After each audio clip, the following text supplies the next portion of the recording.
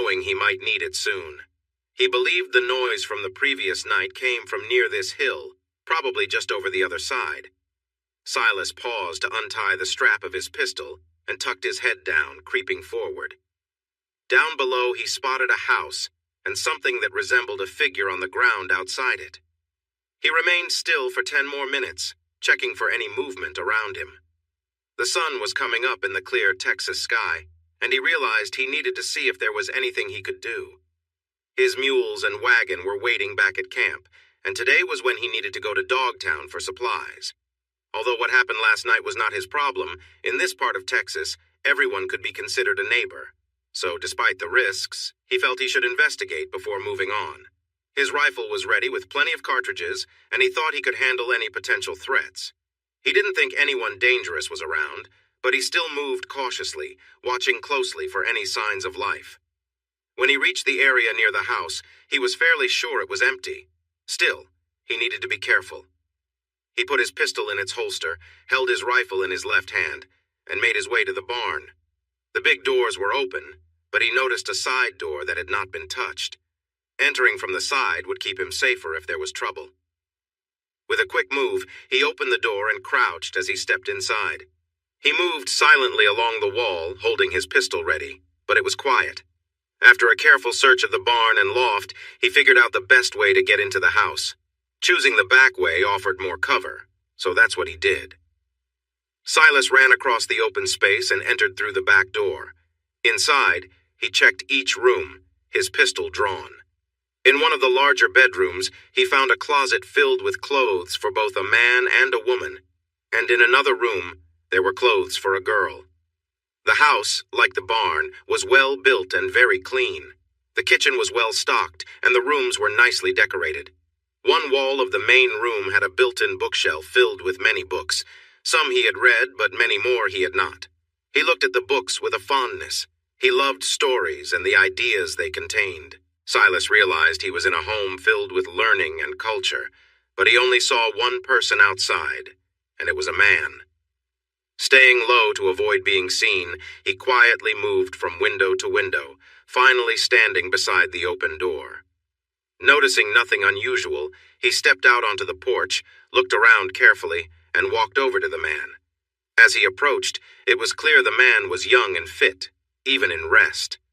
A gun lay by his side. Silas imagined what the man must have faced. The ground showed signs of disturbance, and 3 horses were standing about 810 feet apart. This was not a friendly way to approach a home, especially at night. The man seemed to have been attacked by all 3, yet the gun beside him had not been fired. Thinking back, Silas wondered why the man chose to go outside with a gun against 3 riders who were too spread out for the weapon to be useful. It seemed odd, especially with a family inside. Unable to leave the man there, Silas went to the barn and found a shovel. He chose a spot under a large pecan tree at the edge of the clearing and leaned his rifle against a nearby bush. He rolled up his sleeves and began to dig in the soft ground. After digging 4 feet down, he found a canvas in the barn, wrapped the man gently in it, and pulled him to the grave. Just before he reached the spot, he noticed something white in the nearby brush that wasn't there before. Ignoring it for the moment, he lined the body up with the grave, turned slightly, and wiped his forehead. This movement allowed him to look at the spot where he saw the white object. "Come out, or I will start shooting." The figure shrank further under the bush, and Silas realized it might be the missing girl. With his pistol ready, he moved quickly toward the figure and called out, "I know I am not one of them. I need to see you now, or I'll have to shoot. You have 3 seconds. 1, 2. The figure stood up and stepped out from behind the bush. "Don't shoot, I'm unarmed."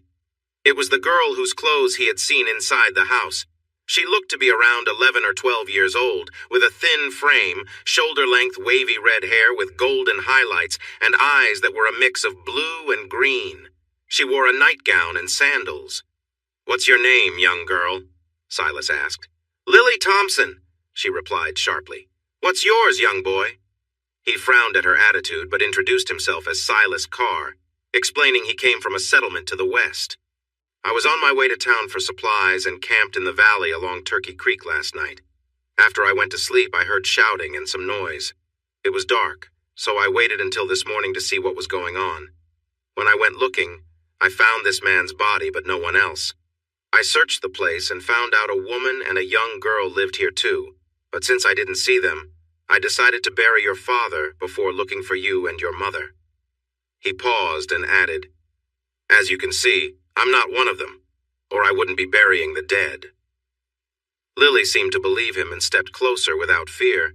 He noticed that she was quite pretty, even though she looked a bit dirty and thin. She was taller than he expected, and her face showed determination. "We need to bury Daddy and then go find my mom. I'll change into my riding clothes, then I'll get our Bible so we can say some prayers for him," she said firmly. Silas was surprised by her confidence. It felt strange that she was telling him what to do. She acted like he was a hired helper instead of someone trying to help her. Still, her plan matched what he was thinking, so he kept quiet. "Get ready. We'll hold the service and then we can figure out what to do next," he said, trying to take charge. She made a face and went inside. He took that time to find 2 short ropes. He looped them around the man's body, carefully securing them, and laid the ends on the ground. When she returned, she was dressed in jeans, a tan shirt, a jacket, and riding boots, and she carried a large Bible. "Please lower my father's body into the grave, Silas," she asked seriously. She seemed to like giving orders, but he took off his hat in respect, picked up the ropes, and gently lowered her father's body into the shallow grave. He was about 5'8" and weighed around 150 pounds. Silas, at 5'10" and 160 pounds, found it challenging to lower the body slowly and carefully. But he did what was needed, while Lily read from the Bible. After reading the 23rd Psalm, she continued with Ecclesiastes. "The dust goes back to the ground and the spirit goes back to God, as it says in Ecclesiastes, 'There is a time for everything and a purpose for every season.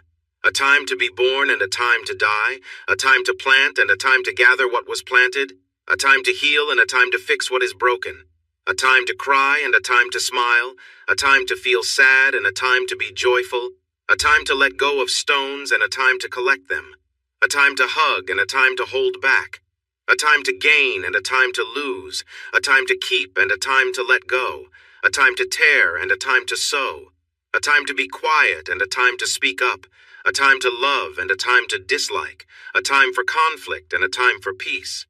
Lily stressed a time to dislike, a time for conflict, and her expression showed she meant it. She continued her prayer. "Dear Father, we will always remember and honor you. You were a wonderful man, a great husband, and the best father a daughter could ever have. We will hold on to your memory forever. Father, the Lord has sent help as he promised in Romans 13:4, for he is a servant of God for your good. But if you do wrong, be afraid, for he does not carry the sword for nothing. He is a servant of God, avenging wrongdoing. Silas will help me find my mother, your loving wife, and bring her home. He will make sure those who harmed you and took mother face justice, as the scriptures say. Join me in the Lord's Prayer, Silas." Silas was a bit taken aback by Lily's strong words and the service she led. He prayed and then began filling in the grave. He placed an old door he found in the barn over the dirt and used 2 logs to secure it. "We will build a proper memorial later, but right now we need to find those men who took your mother." Lily whistled, and a blue roan mare came out from the brush near the creek. The horse hesitated at the sight of Silas, but Lily called, "Come, Blue!" and the mare followed her to the barn. Silas brought his horse down from the hill, gave him some water, and checked that his rifle and pistol were clean after crawling around. Lily rode Blue out of the barn, carrying an old Winchester rifle in a scabbard on the saddle and a shotgun across her lap. "Let's go. I think I know where they took her. Dad and I found a hidden campsite off the road to Dogtown a few weeks ago, and it looked like it was used often. I believe they're there." She urged her horse down the trail at a fast pace without checking if Silas was following. Silas shook his head at her daring spirit and hurried to catch up with her. He wasn't sure if her guess was right or wrong, but since she was her mother, she must have felt sure enough to move on without checking for signs. They rode quickly for about 30 minutes until she raised her hand and slowed her horse to a walk. Moments later, she dismounted and tied her horse to a mesquite tree. He did the same. "The campsite is just ahead. We'll be right on them when we reach the top of this hill," she said. Silas replied quietly, "We don't want to be together so they can't easily target us. You head straight ahead and I'll go around to the right. This way we can approach from two sides. Wait for my signal before you act." She gave him a puzzled look but moved forward. Silas circled around the back of the hill to find a large mesquite tree that would keep him hidden while giving him a clear view. He looked for the campsite for the first time. He spotted 3 men. 2 were lounging against a fallen tree, drinking coffee and chatting. They were facing him. The 3rd man was grappling with a woman who was clearly struggling and upset. "Maybe she doesn't want you as much as you thought. She's putting up quite a fight for someone who called for help." One man laughed. Silas watched as the man hit the woman. She covered her cheek and shouted, "You hurt me!" His friends laughed even more, with one saying, "So even hurting her husband for her wasn't enough of a gift? You told us she practically begged you for help last week. Why doesn't she just give in if she wants you so badly? You've already hit her 3 times, and she's still fighting." "Come help me hold her arms," the man yelled. The woman kneed him and broke free, running into the bushes. He screamed after her, "I'm going to get you." He pulled out his gun and fired at her, but missed. He tried to aim again, but before he could pull the trigger, 2 shots rang out. He fell back and lost his balance. His gun went off without aiming, and he fell to the ground. Silas quickly focused on the other 2 men. They jumped up, drew their guns, and each fired at the direction of the shots. Silas took aim and shot the man targeting him, hitting him in the chest, causing him to fall. The other man shot at Lily and then tried firing at Silas before fleeing into the bushes. Silas shot him in the side before he could escape. The man stumbled and then lay still. Silas stayed in his position, watching for any movements. But the bullets did their job. All 3 men fell and stayed down. He stayed still for a moment, then started down the hill. Lily was running down the slope, holding a rifle and shouting, "Mama, Mama, are you okay?" Her wildness made Silas rush toward them too. He glanced at the 2 men he had shot, hoping they were really gone and not just pretending. With his pistol in hand, he nudged each man with his boot. They were indeed gone. He checked the one who had hurt the woman. He was also gone, from 2 bullets. Lily and her mother were holding each other, crying. The woman's shirt was torn and her face was swollen and red. Even in this situation, Silas could see she was beautiful. On the ride back home, the women shared Blue while Silas rode ahead, rifle ready, watching the hills and valleys for danger, but saw none. Mrs. Thompson cleaned herself up and changed into a dress for the trip to town. Her face was still swollen, but if she felt embarrassed about how she looked or what had happened, she hid it well. Once they were seated in the wagon, she thanked Silas sincerely. "Mrs. Thompson, I appreciate your words, but Lily was just as brave as I was. She is a very brave girl. Silas, she is my daughter. She loves me, and I knew she would come after us. You didn't have to help, but you did, and you both saved me from a terrible fate. So I believe you can call me by my first name, Gwen." Lily didn't seem pleased, but he thanked Gwen and smiled at Lily. She did not smile back. He knew she was upset, but did she have to look so sad whenever he glanced her way? They stopped at the campsite where the bodies lay and continued on to Dogtown with the 3 men on the wagon. A crowd began to follow as they crossed the wooden bridge over the Frio River and grew as they reached the main street near the general store. Silas helped Lily and Gwen down and led them to the door. The storekeeper, hearing the noise, came outside. "Where can I find the sheriff?" Silas asked. The storekeeper pointed to a small building on the next block. "Who are they?" he asked, pointing to the dead men. "And what happened?" Gwen spoke up. "These men came to our home late last night. They hurt my husband and took me away. The one in the blue shirt tried to harm me, but I fought back and escaped into the bushes. He shot at me when my daughter and Silas found me. These men fired at Silas and my daughter, and Silas shot all 3 of them." The small crowd around the wagon listened quietly, murmurs of anger rising. "Attacking families and taking women! They deserved what they got." One man moved the body, blocking the view of the one beneath it, and exclaimed, "That's Josiah Hayes!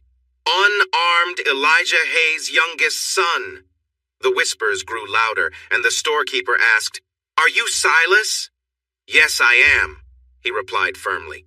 Listen, you, the woman, and the girl need to leave for the north right away. Elijah Hayes is a tough man, and he and his gang will come after you for what happened to his son." Silas stood tall and declared, "I'm not running away. First, I will report to the sheriff and take care of the bodies. Then I'll come back here, gather these supplies, and take them to our settlement. If Elijah Hayes or anyone else is looking for me, that's where they will find me." The crowd fell silent, unsure if the young man was brave or just reckless. "Are you saying you shot those 3 men?" a skinny guy with 2 guns questioned. "Sounds like you caught them by surprise." Silas was ready to respond, but Gwen spoke up. "Silas gave them a better chance than they gave my husband. Robert went out to meet them, and they shot him without a word. This morning, Hayes pointed his gun at me, an unarmed woman. When he saw me running, Silas shot him. The other 2 started firing at him, and he shot them too. The bullet holes were in front, not behind. You weren't there, I was. Silas gave them a chance, and it was better than what they offered my husband, so don't twist the truth." "What does she mean by twist the truth?" a bald man with a big beard asked. "She means the boy shot them fair and square," another answered. The gunslinger with crossed pistols spoke again. "I don't believe it. Hayes, Knowles, and Anderson were great with a gun. They were my friends. If you think you're so good, step out and face me." Silas had learned to shoot from a young age and was skilled. He carried a Colt Peacemaker in a holster made for quick access. He was confident and not afraid. Gwen and Lily tried to stop him, but he pushed past and stood firm. "Are you calling me a coward? If you are, draw your guns." The storekeeper moved Lily and Gwen aside, while the crowd backed away, leaving them alone. The gunslinger was taken aback by Silas's boldness. He had challenged him and now felt pressured to act or look foolish. He reached for his guns, but before he could grab them, Silas aimed his weapon from 10 feet away. The gunslinger raised his hands in surrender. "Drop those guns! You challenged me, so don't make me think you'll try to use them." Wow! Did you see that? He had his gun right in front of Clyde before Clyde could grab his own. "Now you hand those belts over here, holding them by the buckle. I will leave them with the sheriff after I talk to him. But if I were you, I'd stop carrying guns. You talk too much and you're not quick enough." The sheriff was not pleased to see the 3 bodies, especially since one of them was Josiah Hayes. He also did not like hearing about Robert Thompson being harmed on his porch or the news that his wife was taken away. All of this meant more work for him, and he really did not want any more of that. He was worried about Elijah Hayes and thought about arresting the boy to protect himself. The issue was that everyone in town had heard the woman tell her story, and the boy claimed his dad was a Texas Ranger, making it hard for him to arrest him without causing trouble for himself, and those Rangers would not take kindly to that. All 3 of them gave him their written accounts, and he let them go after promising to look into the matter. He warned them that he would come for them if he found any laws were broken. The woman looked serious, and the boy's eyes were cold. "You have our statements. We didn't lie, but we expect to see you at the Thompson Ranch tomorrow to look into the death of my husband," Gwen told him firmly. He mumbled that he already had plans for the next few days, but he would come by later. "Of course you will," Silas replied sarcastically. "Probably bring Elijah Hayes with you too, right?"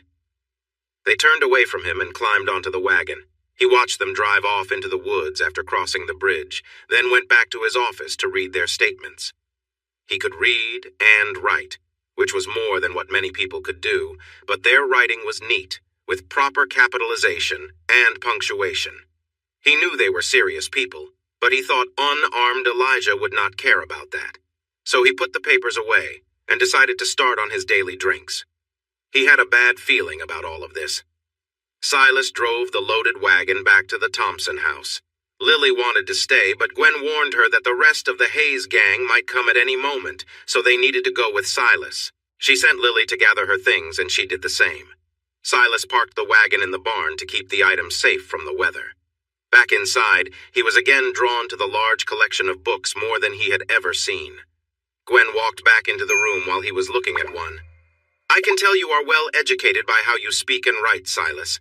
My husband was a professor at the State University in Kentucky before the war. He chose not to join either side when the war began, but he was drafted by the Union after the Conscription Act passed in 1863. Luckily, he was sent to the western frontier, where he mostly dealt with outlaws and deserters. When he returned to Kentucky, he learned about the terrible situation his cousins were facing in Georgia and South Carolina. Their farms and homes had been destroyed, their animals killed, and 2 of his cousins had been harmed by troops. His cousins traveled through Kentucky on their way to Texas and stayed with us for a week. This made Robert think we needed a fresh start away from all the chaos and trouble. We bought land, built a nice home and barn, grew crops and raised animals surrounded by friendly neighbors, even if they were not well educated. We were happy and thought we had made a good choice. Now he is gone, and his wife and daughter have no one to protect them from the group of troublemakers who took his life. "It just doesn't seem fair," Gwen cried out, bringing Lily rushing into the room. She hugged her mother and they both sobbed until Lily reached out for Silas to join them. He felt crushed by Gwen's words, but holding the 2 of them was almost too much for him. He had a mother and sisters that he hugged often, but it felt different this time. When the crying lessened, Silas spoke. "Losing a husband, Gwen, and a father, Lily, must be very hard. I feel your pain. But please don't think you are alone. If you come with me, you will be safe and cared for. Our group has 4 families and my Uncle Lorenzo, who left the 7th Cavalry after the Black Hills expedition. He added a room to our barn and sleeps there, but he has bought some land nearby, and we will help him build a house and barn when he is ready to move there. There are 5 men, 4 women, 7 boys, and 8 girls. We are all ready to help keep each other safe. Even the younger kids know what to do in tough situations. You can share one of our rooms, and my younger sisters can share another room until we figure things out. I am asking you to come with me, and I hope you agree, but I cannot let you stay here knowing how much danger you are in." Gwen smiled, but Lily looked worried at his last words. "What do you think you will do? Just carry us away like bags of flour? If we decide not to go, we won't go. If I have to, I will. Just remember, you don't weigh as much as a sack of flour." Lily was upset, but Gwen stepped in. "It won't come to that, Silas. We appreciate your offer, but we will want to come back here once it is safe. Everything we brought from Kentucky was in our wagons, and we're not leaving anything behind. We should stay here for the night and hit the trail early tomorrow. It's safer and more comfortable than sleeping outside," she suggested. She placed her hand on his shoulder, gave him a playful smile, and said, "Silas, I know you've been eyeing our books. Would you like to take some along to read?" He happily chose 10 books and put them in a bag on his wagon. He kept a small one to read later. Gwen sorted through the clothes and prepared dinner. Lily called the 2 mules and 3 horses, putting them in a corral and feeding them. Then she organized the harness, reins, and saddles for tomorrow. These were skills her father had taught her, and she was quite skilled. Silas rode back to his camp to get a few items he had hidden. He returned, took care of the mules, unsaddled his horse, brushed them down, and placed his horse and mules in a different corral. Lily tossed them some hay from the barn, and he brought them grain from his wagon. The 2 corrals shared a water trough filled by a windmill with a rock cistern raised above the ground. He spent a while looking at the well and the water storage. He thought about building something similar at Carr Settlement if the water was close enough, just like it was here. He figured he could persuade his family to do it, especially since his father would appreciate having water for the animals and garden. His mother and sisters would love having water inside the house for cooking and using the bathroom. He had seen indoor bathrooms at the best hotels in San Antonio, but this was the only one he had seen on the frontier. Silas was the first to wake up. He checked his watch and saw it was 4:30. He got dressed, lit a lantern, stepped outside to take a look around, and took care of his needs in the brush. He had slept peacefully, knowing his mules would alert him if anyone came close during the night, and he was eager to start their journey. The longer they stayed, the more time Elijah Hayes had to track them down. He fed the horses and mules in each corral before heading back inside. Gwen was making biscuits and bacon for breakfast. She welcomed Silas and invited him to sit down. There was coffee on the stove, so he poured a cup, added sugar, and sat down. He couldn't help but admire the lovely woman, who looked elegant even in a denim shirt and pants. Although her clothing was loose, her shape was still noticeable. She was charming and warm, while her daughter was plain, thin, and quite bossy. You could sense that one day she might start to look like her mother, but for now, there was not much similarity. Gwen asked him how far they would go that day, where he thought they would spend the night, and the general direction of their journey. He replied that if they left by 6, they could reach the settlement, moving to the north-northwest. Just as he finished speaking, Lily appeared. She glanced at him, said good morning, and then started chatting with her mother. He enjoyed a tasty breakfast while Lily talked away. After finishing his meal, he took his dishes to the sink and thanked Gwen warmly. She placed her hand on his sleeve and said it was her pleasure. Then she suggested that if Lily drove their wagon and she drove the cars, he could keep an eye on the road ahead and behind, warning them if anyone came near. Silas planned to drive his wagon and let Lily look ahead, but he could see the benefits of Gwen's suggestion. He nodded and agreed it was a better plan. Lily looked a bit disappointed, but she kept quiet. With everything packed, Lily hitched the mules to their wagon and brought it to the front porch. She then saddled their 3 horses, put lead halters on them, and tied them to the wagon. Silas took the suitcases and boxes of clothes and other items that Lily and Gwen had picked out and loaded them into the wagon. They set off at first light, and Silas felt hopeful they would reach the settlement by nightfall. The last 20 miles would test the mules as the wagons were heavy, but the land was mostly flat and the path was good. They would stop every 2 hours to water and rest and still make it in time for supper. At the start, Silas rode ahead and around to keep watch on their trail and any possible directions someone might come from. He climbed hills that the wagons avoided and used his spyglass to look for dust or movement that could signal someone was following them. After they had covered about 10 miles, he felt more relaxed and rode beside the wagon that Gwen was driving. They talked for hours, and he found that her intelligence was even more impressive than her beauty. He was drawn to the older woman in a way he didn't quite understand. As for Lily, he understood her very well. She could be moody and difficult, teasing him with rude comments whenever she got the chance, even when, at her mother's request, he rode back to offer help. "No, I don't need anything from you. Just go back and bother my mother for the rest of the trip." Upset by her harsh words and challenging attitude, he rode ahead to scout the trail behind them. The wagons broke out of the brush and into the open fields of home an hour earlier than he had expected. He made one last round to make sure no one was following them closely. After checking, he sped past the wagons to reassure his family that everything was safe. Only his mother stood on the porch, but he noticed the gun barrels peeking out from the shooting slots. Safety first, just as his father always said. Once he was spotted, he returned to guide the wagons to the house. Carr settlement was simple. 4 houses spaced about 100 yards apart in a rectangle, with barns and sheds further away. In the middle, a road connected the houses, and a large vegetable garden filled the southwest corner. A flagpole with the Texas Lone Star flag stood just beyond the road in front of the Carr home.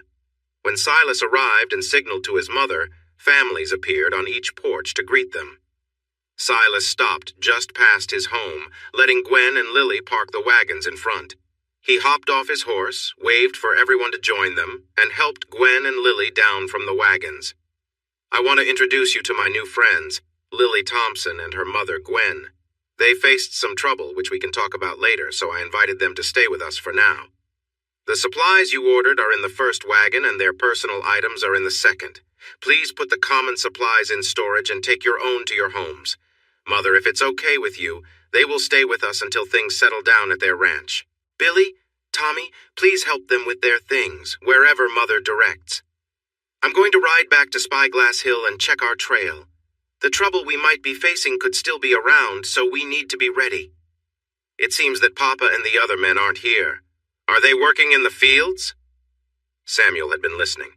When Silas mentioned trouble, he hurried to the family barn and quickly returned on his saddled horse. "No, son. They were asked by Ranger Wallace to help capture 3 escaped criminals. We don't know when they'll return, so we must rely on our defense plan without their help." She looked at the neighbor women, who nodded in agreement. Turning to Gwen and Lily, she said with a warm smile, "Ladies, my name is Madeline Carr. Welcome to Carr Settlement and to our home. Please come inside and I'll show you to your room. Kathleen, please move your things in with your sister so she can help change the sheets for our guests. Boys, please help put away our supplies first, then take everything from the Thompsons' wagon inside. I'll show you where to put it." Samuel rode alongside Silas as they trotted back up the road. I just returned from checking the cattle and noticed you coming, so I wanted to hear what you had to say. I felt uneasy when I saw 2 wagons and the women, which made me think I'd need my horse soon. I'll ride with you and take the first watch." In about 15 minutes, they reached Evans Hill, also known as Spyglass Hill. They saw no signs of anyone nearby, so they moved to some rocks to check for snakes. "Samuel, you need to eat, and your horse needs food too. I need to speak to Mother. I'll go back now and send Abe to watch. He's old enough to help, and there's no sign of anyone chasing us right now. I'll take the second watch from 10 until dawn, and you can take over after breakfast. Let's make sure the signal fire is ready so we can see it tonight if needed. I'll cut some green mesquite and bring it back for you to stack by the fire." Silas put his hand on his friend's arm to get his full attention. "Samuel, I won't sugarcoat it. The men after us are known troublemakers, and I expect them tomorrow. Their leader is One-Arm Hayes, and he has a bad reputation. So when you take over tomorrow, if you notice anyone coming, light the fire and make it burn bright. Then add 4 pieces of green wood. As soon as the smoke rises, hop on your horse and head back. We need you ready for our plan to work." The younger boys had already fed and watered the mules.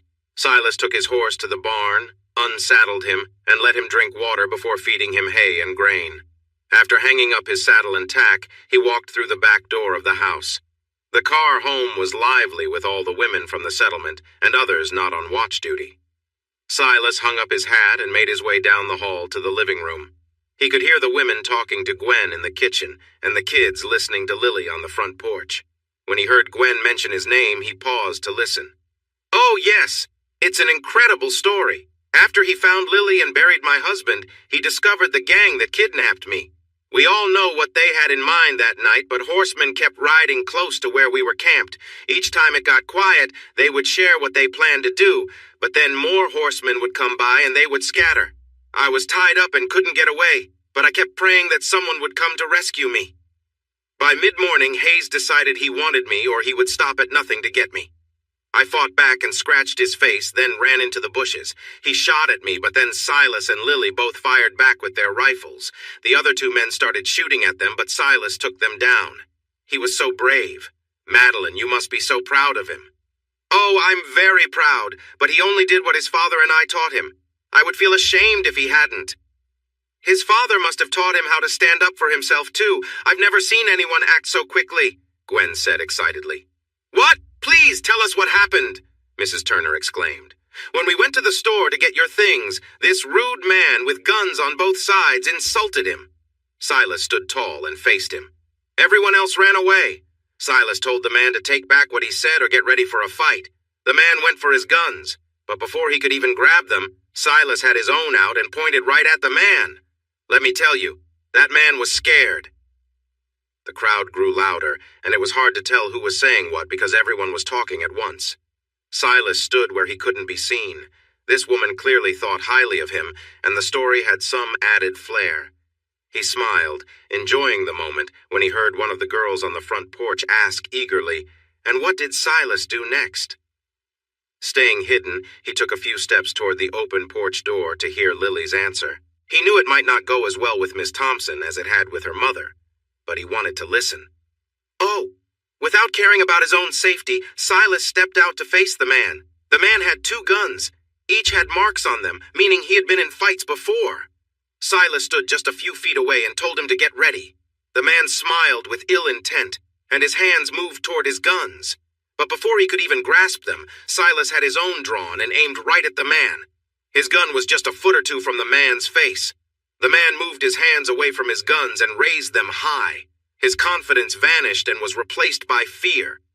When Silas told him to drop his guns or he would take action, the man pleaded not to be harmed and quickly let go of his guns. Silas then told him he shouldn't carry guns because he was too slow, and everyone laughed. That frightening man was scared of Silas, and the crowd couldn't stop talking about how brave and quick he was. Silas stood still. He couldn't believe Lily's version of the story. If anything, she made it sound even more impressive than her mother's tale, and yet she had hardly spoken kindly to him during their time together. He felt lost. Worried about being caught listening and feeling guilty, he stepped back into the hallway, stomped his boots at the door, and called out that he was home. His mother invited him into the kitchen, where he was welcomed by 10 eager faces, including his mother and sisters, along with other women and girls, and most importantly, Gwen. Feeling shy, he smiled and greeted everyone before asking his mother for something to eat. He was treated like royalty, with everyone eager to help him. He noticed how Carol Ann and Samantha stayed close, watching him.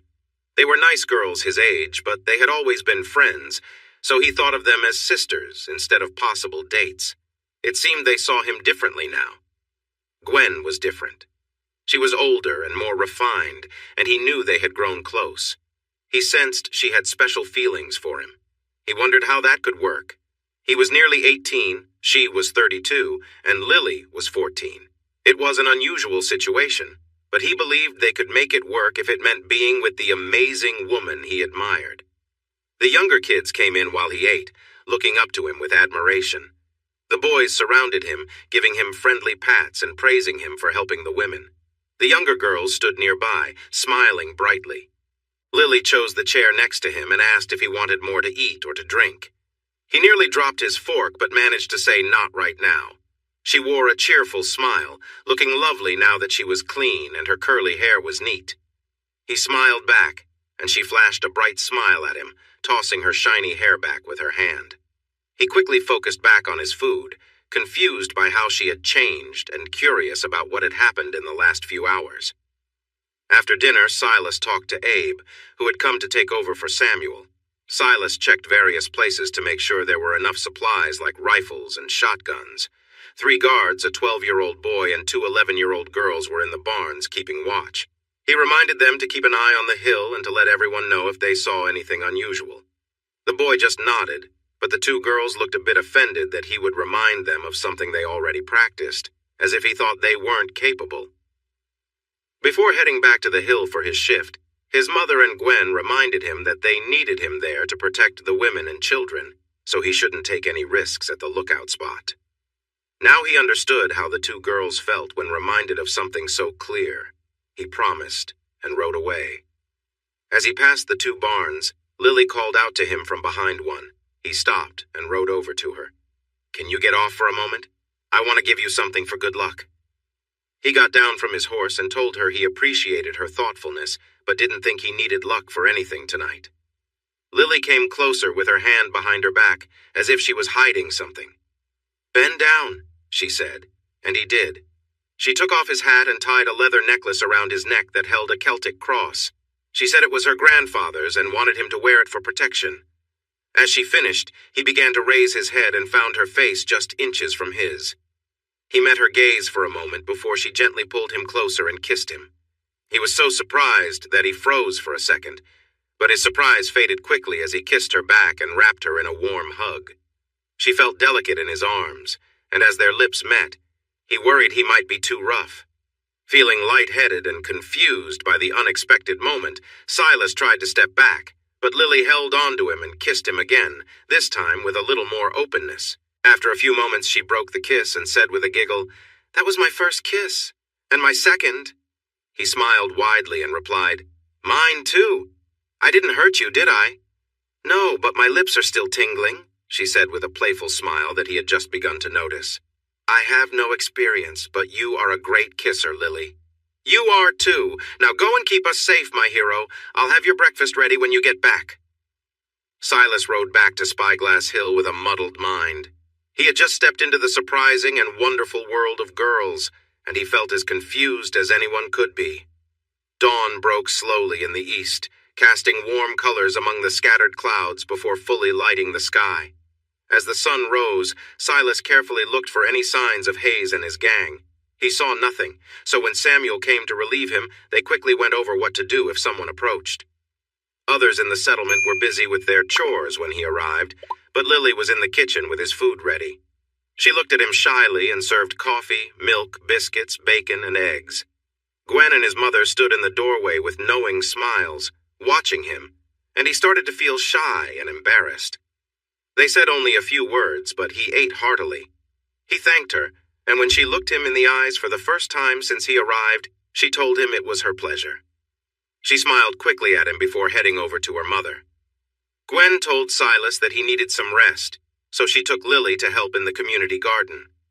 Silas went to his room, cleaned up with the pitcher and basin that were ready for him, dried off with a towel, and lay down on his bed. His mother came in before he could close his eyes. She gently brushed his hair back and kissed his forehead. He reached up, touched her arm, and thanked her. Unexpectedly, she sat on the edge of his bed and started speaking. "You know that your father and I have big hopes for you, and we are always proud of what you do. You are a smart young man, even without much formal schooling. You have strong values and work hard. That said, what you did for Gwen and Lily was beyond our expectations. We are happy you could help them, and we're glad you brought them here. They are nice people and good helpers. But I have 2 pieces of advice for you. First, I noticed how you look at Gwen and the way she talks about you. That can be risky for both of you. That kind of relationship can lead to troubles that could impact your life. Second, you might have forgotten that others saw you and Lily near the barn, so that news has spread around the settlement. I don't know if Peggy exaggerated, but even if her story is partly true, it's something you should be careful about.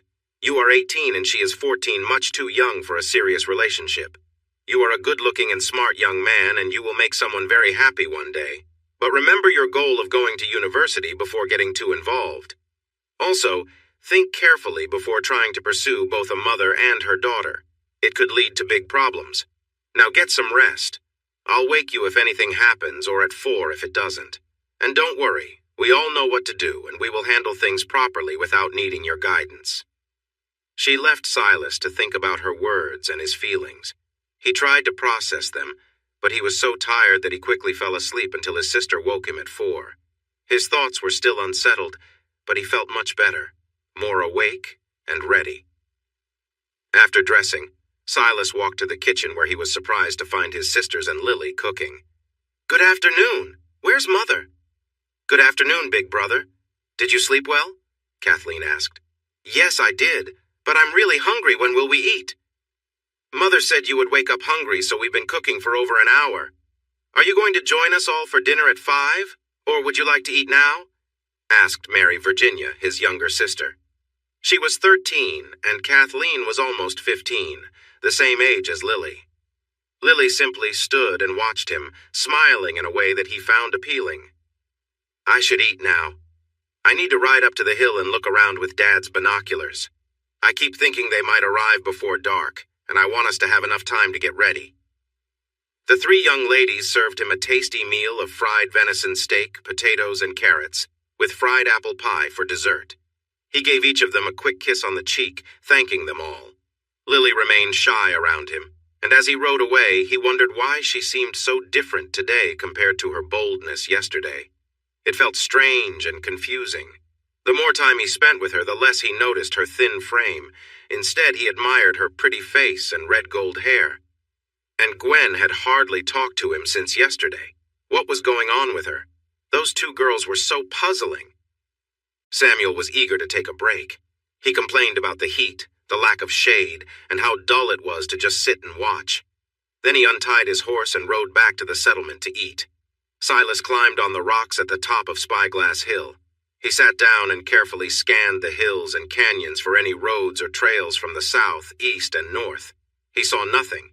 He hadn't checked the west because that would have taken more time, but he decided to do so now, just in case, and still saw nothing.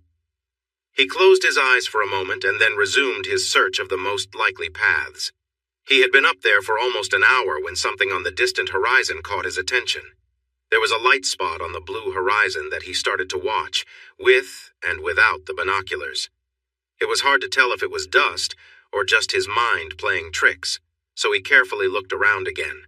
When he returned to the area 10 minutes later, he could tell that what he was seeing was a dust cloud, and it was moving. That meant there were riders, and quite a few of them. They were at least 30 minutes away from the hill, even if they were riding fast, so he grabbed his horse and raced back to the settlement. There was still time to finish preparations without starting a fire that could give away their location. Those working behind the barn saw his galloping horse first. They hurried to alert the others, and everyone was waiting as he got closer and dismounted. "There are riders about 3,040 minutes out. Everyone go to your stations and get ready. Remember your training. We have to do this right." Everyone quickly spread out, leaving him with his mother, Gwen, and Lily. Is it them? Asked Gwen. I don't know, but they are riding quickly, so we should assume it is them and prepare. What tasks has Mother given to you and Lily? Lily has her rifle. I have my shotgun and my husband's rifle. We'll be out front watching over the porch. Where will you be? I'm going to stand on the porch and talk to them. No! Lily shouted. That's what my daddy did, and they got him before he even spoke. You need to stay inside with us. You can't let them harm you. There are many differences. The biggest is that they will be surrounded by shotguns and rifles. Also, I know Elijah Hayes will want to tell me what he's going to do and why. Maybe I can reason with him, or maybe he'll just talk and then draw. Leave the door open. If I feel he won't listen, I'll step back inside and we can defend ourselves against the group. But I'm going to try to talk to him first. I've taken 3 lives this week. I want to stop there, and I don't want others in our settlement to feel that pain. But if they choose violence, that's on them. You don't know who among us got his son. I think it was my shot, Lily declared. I sleep well because he harmed Daddy and it was him or Mama, and I feel the same way now. They are coming here to hurt us, not to talk, Silas. Don't waste your breath. He knew she was right, but he had to try. Not everyone with a rifle or shotgun today would be as strong as Lily if they had to defend themselves, but he knew they would if it came down to protecting their family. You make a good point. I'll stand in the doorway, Lily. If it becomes a fight, I'll step inside and you'll shut the door. We built this house to be safe and we can shoot through the slots, so we should be all right as long as we avoid the windows. He went inside. Even though they did this regularly, they still checked their rifles, shotguns, and pistols. Ammunition was arranged neatly in rows in their boxes, and more was stored nearby. Silas was prepared to shoot through the slot beside the doorframe, so he leaned his rifle against the wall. They sat quietly, waiting. When the bell rang, they stood or knelt at their slots. Gwen was next to him on the left, and Lily knelt on his right. They faced the open area to the south. His mother was at a slot in the kitchen on the east. Kathleen was in her room, looking east. Mary, Virginia, and his younger brother Adam were in the back bedrooms, watching the north. There were 6 men with Elijah Hayes. They rode into the open area with their rifles up, looking carefully at each building they passed. Hayes turned his horse in a circle and shouted, I want the man and woman who ambushed my son. If they come out, we won't hurt you all, but if they don't, we will harm everyone here and destroy your buildings. We know your men are off with the Rangers looking for my late son and his friends, so all you have here are women and children. You don't stand a chance against us, so send them out, or we will start shooting. Silas stepped into the open doorway. I'm Silas Carr. I'm the one who ended your son and the other 2 after they harmed Robert Thompson and took his wife. There was no trap. They shot first and they faced the consequences. You say there are only women and children here. Do you men care whether the bullet hitting you was fired by a man, woman, or child? Because you are surrounded and outnumbered, just look around. At that, rifles and shotguns appeared through the openings of the homes and barns. Do you see? If this turns into a fight, you will all be in danger. We won't bury you nicely, we'll pile you on some wood and set it on fire. Now, Mr. Hayes, we can end this right here, and you can live to see another day. Your son made bad choices and faced the results. He tried to harm someone, and in the end, he got what he deserved. Ride back to your ranch, say goodbye to your son, and focus on your cattle, sir. There is no need for all of you to suffer today. Hayes listened, but his anger wouldn't let him back down. He squared his horse and prepared to reach for his pistol when the rider beside him grabbed his hand and shouted, P.A., stop! You know what he says is true. I loved my brother, but he made his own choices that led to this. Let's ride back to the ranch, give him a proper farewell, and take care of things there. No way! I'm going to confront this boy, and then anyone else who goes against us. He broke free and turned to his son. If you're scared, then ride away now. Goodbye, Pa. I'll take care of our home, and I promise to bury you beside Josiah if these people will let me, he said, then made a last plea. Please come with me. Get out of here, coward. His son raised his hands and rode away from the group. Elijah Hayes steadied his horse again and faced Silas. You are wrong, he shouted, reaching for his pistol. Silas drew his peacemaker and shot him down before he could pull his weapon. He stepped inside just as a bullet hit the door frame near his head. He heard Lily and Gwen fire and quickly positioned his rifle through the opening, noticing 2 more saddles were empty. Samuel fired from the barn loft, hitting another saddle. The last outlaw tried to escape the way he came, taking a shot at Samuel as he rode past. A shotgun fired from the Townsend house, and he fell off his horse. After a few minutes, the only survivor of the gang slowly rode back into the courtyard, hands raised high in the air. He paused in front of the car porch, and Silas came out to meet him. "My name is Jefferson Davis Hayes. I'm sorry for how things turned out, young man. You tried your best. Once he was a good man, but after losing his wife, his home, and his arm in the war, and spending 2 years in a prison camp, he changed. My brother made it worse by always getting into trouble, lying about it, and asking Father for help. If you're okay with it, I can carry Father home on my horse. As for the others, it's up to you. From what I know, none of them have family in Texas, especially not around here." Silas nodded and helped Jefferson secure his father on the horse. Just as they finished, they heard the sound of galloping horses. Silas looked at Jefferson, who said, "I don't know who it is, but we should get inside." They hurried into the house. Gwen and Lily both pointed their weapons at Hayes, and he raised his hands to show he meant no harm. Silas slammed the door and held his rifle ready just in case. The sound of the horses slowed down, and a voice shouted, "Hello? This is Ranger Wallace. Do you need help?" Samuel called from the barn, and doors opened across the area. Family members rushed out from every building, but Silas stayed alert. When the group arrived and he recognized them, he sighed with relief. He turned to the women he had rescued, the ones who had stood by him today. He wasn't sure who had fired the shots that took down the outlaws, but he knew they had fought bravely. Jefferson Hayes hung back as Silas signaled to Gwen and Lily. They quickly came over and wrapped their arms around him. They weren't crying, but he could feel their relief. "It's okay now. We're safe," he reassured them. Jefferson looked into Silas's eyes and smiled. He had been unhappy with his life, but stayed out of love for his troubled father. Now he felt free and wanted to be someone admired, someone embraced by caring people, like Silas, who was only a few years younger than his 22 years, but had already made a positive impact on others. Silas shifted his focus to the windows, watching the joyful reunions outside. He saw his mother speaking to his father, and they both glanced toward the house. "All right, everyone, it's time to go outside and meet my father, Uncle Lonnie, Ranger Wallace, and the other men of the settlement." He stepped outside first, then paused to wait for the others to join him on the porch. Together, they walked toward the now quiet gathering. "Papa, Uncle Lonnie, Ranger Wallace, Mr. Townsend, Mr. Gaddis, and Mr. Simmons. I'd like you to meet Mrs. Gwen Thompson, Miss Lily Thompson, and Mr. Jefferson Davis Hayes. They were my new friends and welcomed in our community." Ranger Wallace put his gun away and said, "Jefferson Hayes, you're the good son, right? As far as I know, you're free of trouble. But why aren't you lying on the ground with the others?" Silas stepped in. "Ranger, I told them they could leave. Jefferson tried to talk to his father, but when his father said no, Jefferson raised his hands and left.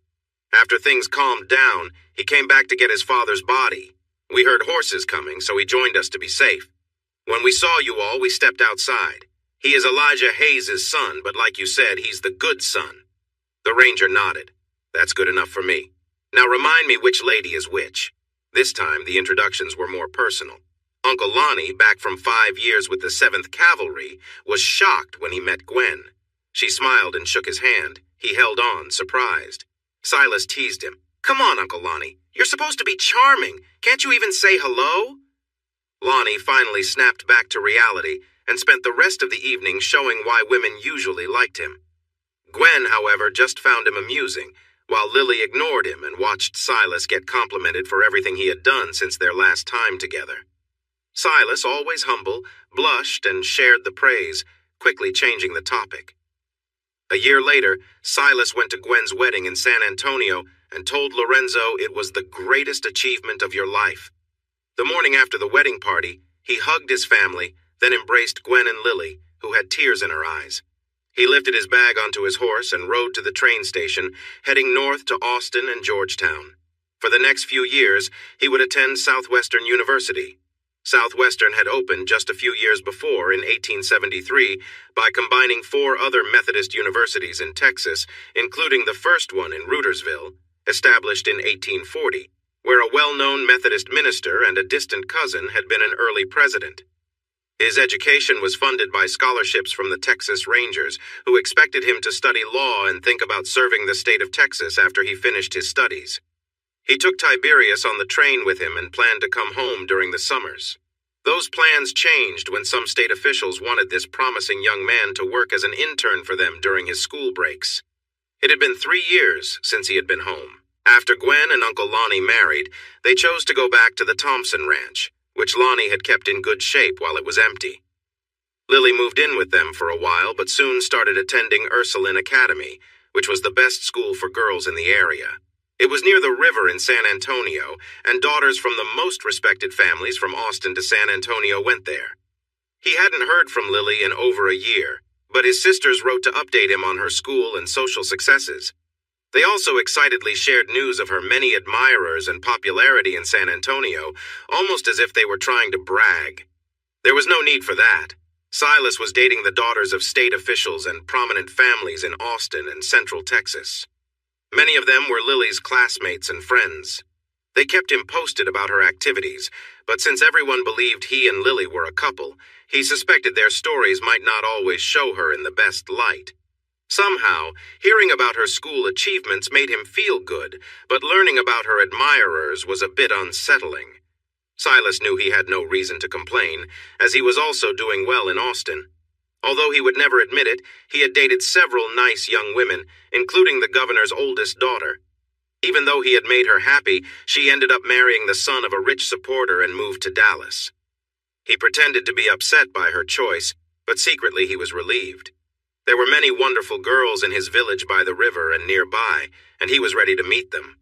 To make things better, the governor felt awkward about his daughter's choice and started treating Silas more kindly as a way to make up for it.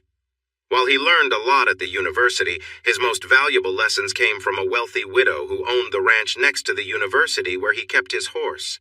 She was 38 and took an immediate liking to him when they met. He often stayed to have tea and snacks with her after seeing to his horse in the afternoons, and would share dinner with her as well. Within a week, she was cooking for him and waking him up with breakfast, adding a sweet goodbye before he headed back to university. Tilly had grown up in wealth in England and had traveled a lot, living in France and Italy with her parents. While in Paris, she met a charming, rich cattleman. He persuaded her to leave her easy life and join him in marriage. They moved to one of his large ranches near Georgetown, and she adjusted well to this new way of living, even though it was very different from her past. They had been happily married, though without children, for 10 years when he tragically died in a cattle stampede. She was heartbroken. To make matters worse, her parents were lost just a few months later when their ship sank while crossing the ocean to visit her. She grieved for 2 years before she started to accept attention from potential partners. However, most of them were not right for her, mainly because they seemed more interested in her wealth than in her. At 35, she was at a great point in her life, single, beautiful, and very rich. But she had been without a partner for 2 years until Silas arrived. Having traveled and experienced much in life, her views on relationships were quite different from those of women in Silas's world. For them, relationships were mainly about family, and enjoyment was not openly talked about. In fact, it was often thought that women who liked such things were improper. Lily smiled at such narrow views and taught her young friend about the many ways to connect with a partner. She carefully guided him in understanding how to please a woman, showing him the importance of preparation and care in their relationship. She explained that making a woman feel appreciated and wanted was essential. Their time together allowed him to learn and practice until he felt confident. Lily praised him before they parted ways, encouraging him to use his knowledge wisely and respectfully. He had tried his skills with several young women and a lonely widow, all of whom only wanted companionship and had given him positive feedback. Lily was now engaged to a wealthy man whom Silas had introduced her to, and they seemed very happy together. He wished them well and agreed to be the best man at their wedding in the fall. So, in 1880, at the age of 22, he graduated from university and successfully completed his bar exams. The Attorney General offered him a position on his team and he accepted, planning to start after a well-deserved 2-month break. The AG quickly agreed, and Silas made plans to visit Carr Settlement for a longer time. 2 days later, he loaded Tiberius onto the horse boxcar and showed his ticket to San Antonio to the conductor. No one knew he was coming, so when he arrived, everyone celebrated late into the night. It was too late to prepare a special meal, but his father promised a big celebration for the following Saturday. News spread quickly, and a big crowd was expected. Uncle Lorenzo and Gwen will arrive Friday night. They will stay in the guest house that he and your father built before moving to the ranch, his mother told him on Thursday. With a playful smile, she added, Gwen asked if you could take the buggy to San Antonio on Friday to pick up your old friend Lily from the academy. Would you do that? Knowing she was trying to set him up, he smiled back and replied, Of course, Mother. Will she be bringing someone with her, maybe? I hear she's quite popular in San Antonio. His mother raised an eyebrow. Just like you are with the young ladies in Austin, we've heard. No, I doubt she will bring anyone, but our new covered buggy can fit 4, so there's plenty of space. Smiling at her reply, he asked, What time should I be there to pick up San Antonio's shining star? Raising her eyebrow again, Mother answered, Her classes end at noon. Perhaps the Prince of Austin Society might want to arrive a little early to make himself known among the young people. He laughed and kissed his mother on the forehead. I had no idea you had spies in Austin, Mother.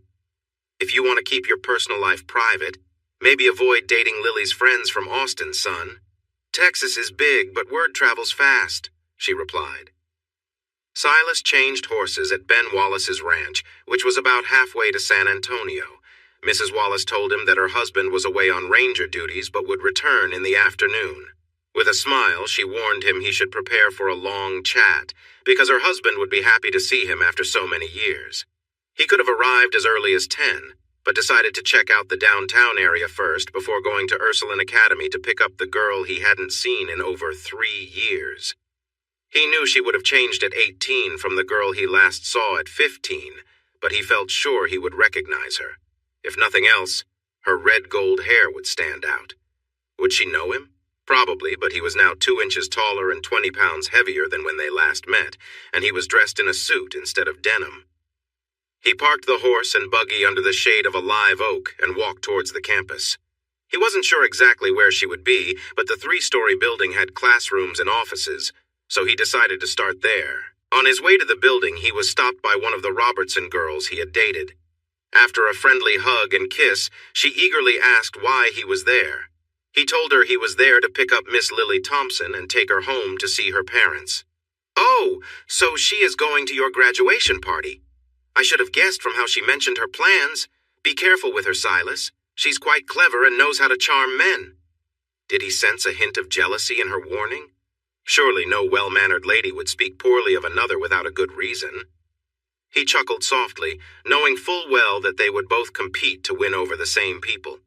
They walked side by side toward the boarding house where Ruth thought Lily would be, and her jealousy was obvious. It seemed that her feelings about Lily were more significant than those about him. She viewed his old friend as a rival. As they approached, a small group of young men gathered around a stylish young woman standing on the porch.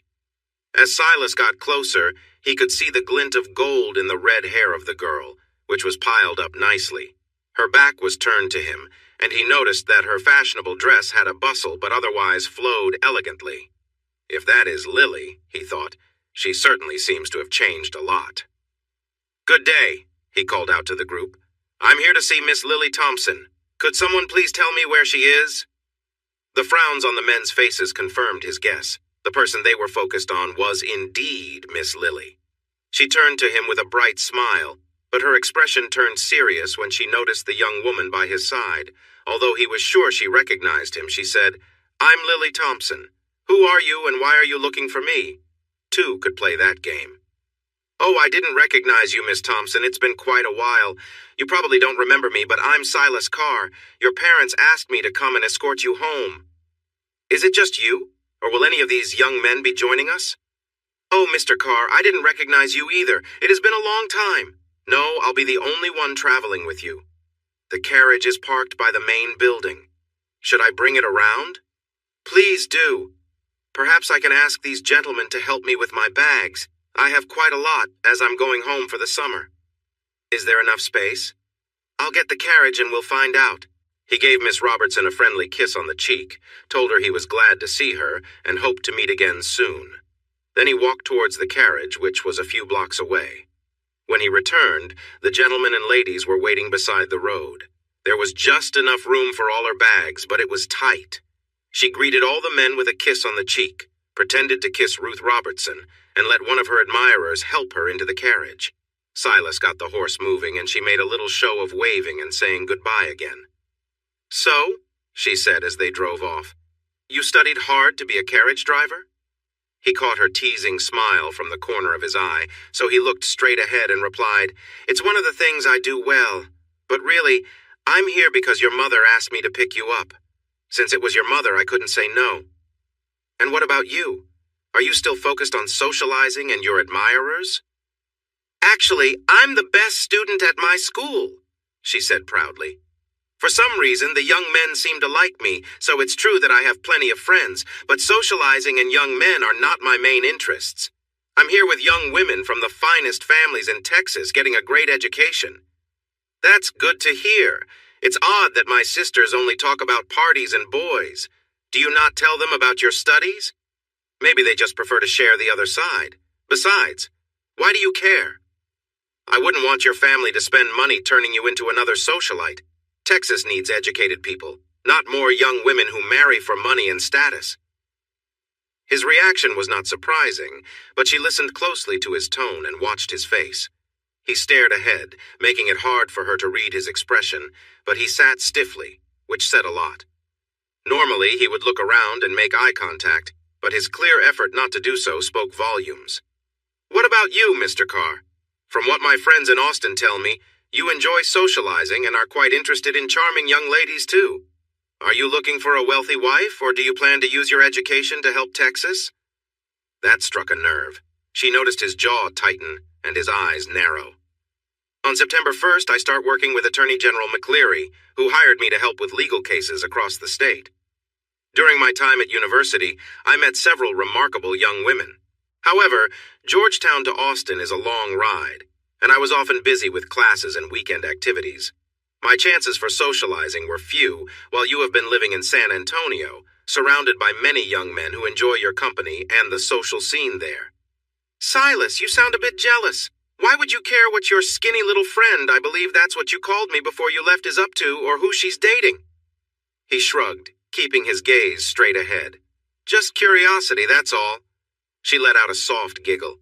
He turned to her, looking her over from head to toe. She felt a rush of warmth, but smiled proudly. She had dressed nicely and even used some makeup for this occasion. In a charming manner, he complimented her, saying, "It looks like my skinny little friend has blossomed into a lovely young woman, Miss Thompson." "Ha! I hear that sort of flattery way too often, Mr. Carr. There's no way you'd add me to your list of admirers." "So how about we just chat and catch up on the last 3 years without any games?" Silas smiled back. "I may have sounded a bit forward, but I truly meant it, Lily. You've really grown up." "How are your mother and Uncle Lonnie doing?" she asked. "They should be at the settlement by now. I assume you'll be staying with them." "Yes, until after the celebration. Then we will head back to the ranch." The rest of the trip to Ranger Wallace's ranch was filled with pleasant talk. However, Silas sensed a flicker of jealousy when he mentioned the governor's ball from 1878, where he attended with the governor's daughter, Serena. He found a brief delight in her unease, but didn't mention that Serena was only 13 at the time, and it was strictly a duty as her escort, not a romantic outing. He also kept quiet about his connection with Tilly Johnson. Although he was not ashamed of that relationship, he thought it best if she didn't know. Some stories are best left untold. When they arrived at the ranch, Catherine and Ben Wallace greeted them on the porch, and the Carr family's well-rested horse was waiting in the corral. After the men greeted each other warmly, they took Ben's draft horse off the cart while the ladies talked. Then they all went inside for sandwiches and tea. Lily was truly charming. She quickly had Catherine engaged in conversation before the table was even set, and the old Texas Ranger was captivated by her before they finished their meal. Silas sat quietly, enjoying Lily's lively storytelling and admiring how she could connect with people. It was nice to see her shine like this, as it would help him notice if she ever turned her attention toward him. Since it was getting late and they still had some distance to cover, they said their goodbyes until the next day. Ben and Catherine would be with them at the celebration, where Ben joked about sharing funny stories about his young friend, despite his friend's protests. A little way down the road, Silas said, "You certainly made a great impression on them, Miss Thompson." "They are really good people, aren't they, Mr. Carr? I enjoyed our short visit, and I'm looking forward to Mr. Wallace's stories tomorrow. He seems to like you a lot." "He's my dad's best friend. They served together back in the war, and my dad helps him out when he needs it. He's more like family than just a friend." "And as a young politician, Mr. Carr, do you view it as the war of northern aggression too?" "I see it as a tragic mistake by both sides. The North used their larger population to impose taxes that hurt the farming South, and many Southerners were too stubborn to accept the changes happening around them. My family didn't own slaves, but we were poor farmers in Tennessee, and the unfair taxes really affected my father and grandfather. The Reconstructionists act like they are better than everyone else, but their actions led to the resentment that caused the conflict. And it's important to remember that those who claimed to fight for unity also caused a lot of suffering along the way. So, Miss Thompson, I hope you understand where I stand based on what I've said. And yes, I know your father served in the Union Army. That doesn't change my view." She paused for a moment before replying. "You've just shared a side of you I hadn't seen before, Silas. It's surprising to see how strongly you feel about something that happened so long ago. I hope I don't see how you react if you feel wronged. Or have I? Is it the gunman from Dogtown, maybe?" He didn't feel the need to answer, but he knew he had acted more calmly during that event than he might have in other situations. He hoped Ben would keep those stories to himself. The people in the settlement spotted them from far away.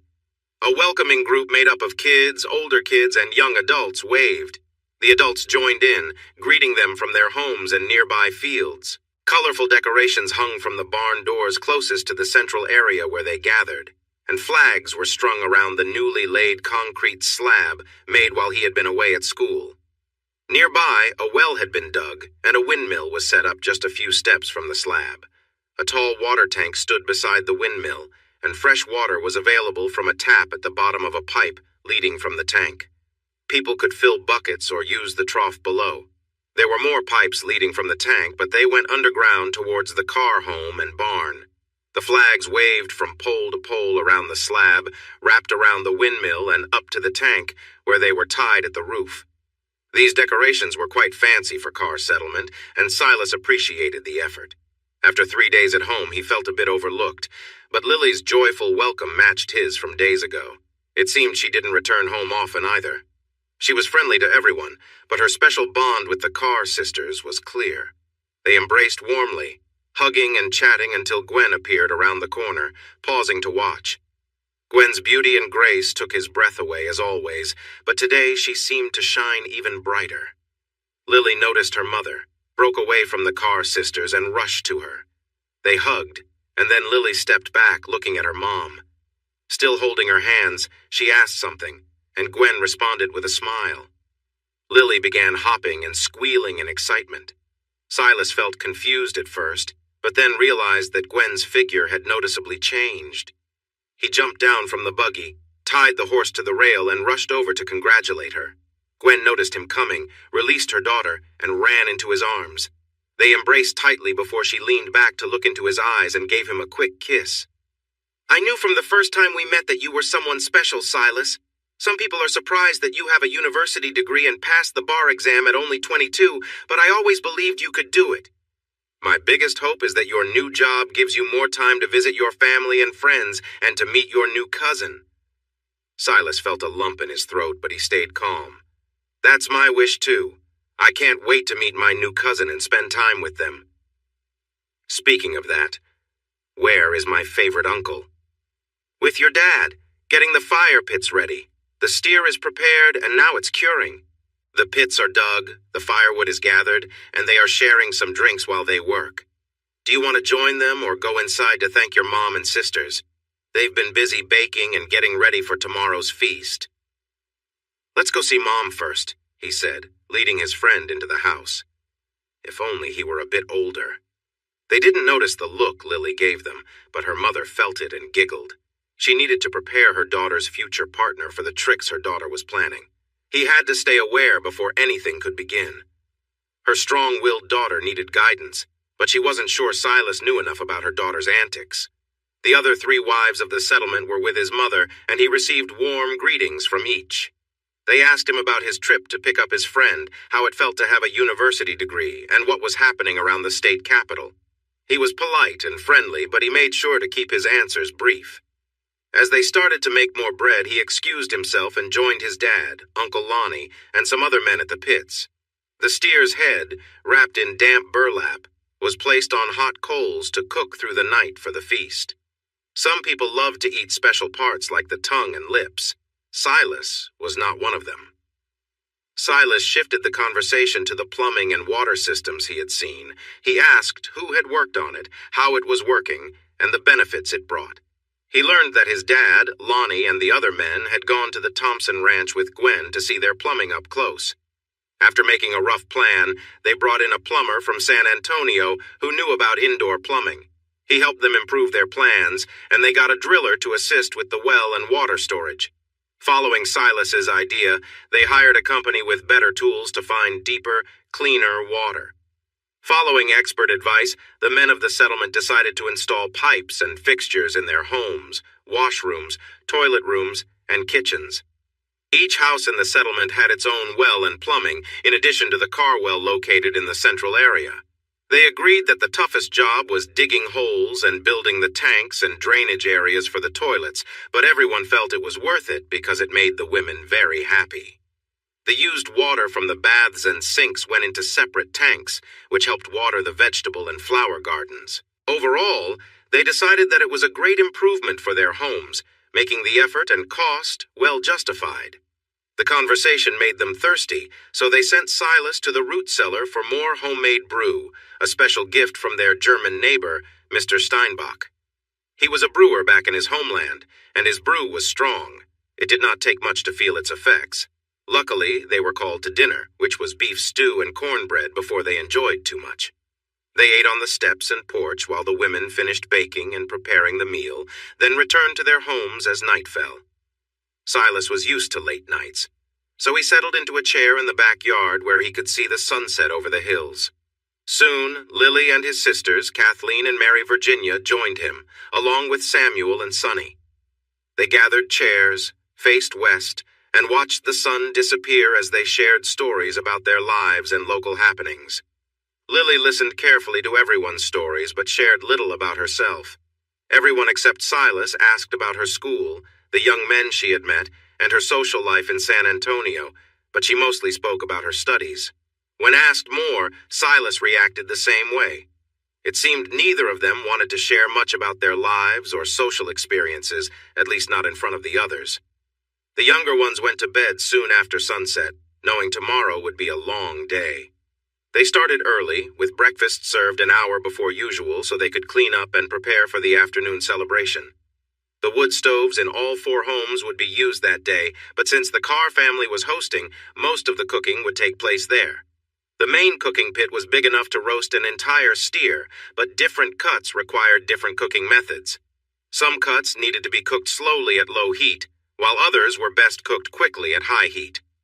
These variations were set up in the depth of the pit under a section of mesh wire, which was supported by rods made from pipes. Meanwhile, the wood at one end of the pit was set aflame and was burning down to create coals. There was a metal barrier about 3/4 of the way down the pit, separating different cooking areas. They would light the rest of it later to prepare the best cuts of meat. They used a mix of local mesquite and post oak logs because these woods burned strongly and kept hot coals for a long time. This was better than other woods like pecan or hickory, often used for smoking or grilling meat in other places. Both the men and women took pride in their cooking. They had sausage rings on the grill for a quick bite and 2 large pots of beans cooking over a fire located near the pit where the steerhead was roasting. Silas learned about everything that happened while he had been away. Settlers were getting better at growing crops in South Texas, where the sun was strong. There were two main farming seasons, one from planting in late February or early March to harvesting in June or July, and the other from planting in late August to harvesting in late November. The heat in July and August was so intense that crops often failed, so they figured out which crops to plant in each season. During the winter and spring season, they grew leafy crops like spinach and lettuce, along with corn, peas, beans, squash, tomatoes, potatoes, melons, and peppers. The fall was also good for beans, tomatoes, and peppers, but it was the best time for oats and pumpkins. Onions, a common ingredient in many South Texas dishes, were planted in the fall or winter and harvested in the spring and summer. Other herbs were usually planted in summer and picked in late fall. They had tried to grow wheat, but it didn't thrive in that region, so they also grew cash crops they could sell or trade for flour and sugar. Talking about farming made them hungry. They grilled sausage, brought some bread from the house, and enjoyed a late morning snack. A nearby family, the Jamesons, arrived early, and Bud had a bag of venison jerky that also helped fill their stomachs until the big meal later. Inside the houses, the women and girls were busy baking and cooking vegetables. The whole area smelled delicious, which probably drew in guests arriving before the celebration was set to start at 3. Silas spent that hour greeting people, answering questions and thanking them for coming. By 3 o'clock, he was ready for a drink, but more guests kept arriving. The arrival of Catherine and Ben Wallace, along with their guest, the famous Ranger William A. Bigfoot Wallace, created quite a buzz. Silas enjoyed a brief moment away from his responsibilities as the host and decided to get a drink of water from the well. As he turned back to the crowd, he noticed a lone rider coming towards him. He didn't know this man. He was tall, dressed nicely, and somewhat attractive, though he had a slick look about him. The man carried 2 pistols and a saddle gun, which seemed odd for a celebration. Silas felt a sudden urge to wear his own pistols, but still stepped into the road to talk to him. "Hello there. How can I help you?" Silas asked. "I'm here on the invitation of Miss Lily Thompson. Please show me where I can find her," the man replied. "I'm Silas Carr. This is my family home, and this is a celebration by my family. You can stay on your horse while I check with Miss Thompson about your invitation," Silas said firmly. The stranger didn't give his name, but smirked and said, "Go ahead, boy. I'll be right here." Silas went into the house and looked for Lily, but instead found her mother. "Gwen, where's Lily? There's a man outside who claims she invited him." Gwen looked worried and went to the window to look outside. Then she hurried to the back of the house where Kathleen's room was located and shut the door. Silas could hear raised voices. First from Gwen, then Lily responded. Lastly, he heard Gwen's voice in a tone of urgency he had not heard before. Lily came down the hall quickly and approached Silas. "I heard you turned my date away. Why did you do that?" Caught off guard by her outburst, Silas felt a surge of emotion and answered her with equal intensity. "I haven't denied him yet, but this is my celebration. I can refuse entry to anyone I want, including your date or even you. Maybe you would both be better off elsewhere, Miss Thompson." Lily was taken aback and softened her tone. "I'm sorry, Silas. I was told I could invite someone, so I did. Please let him join me inside. We'll stay out of your way."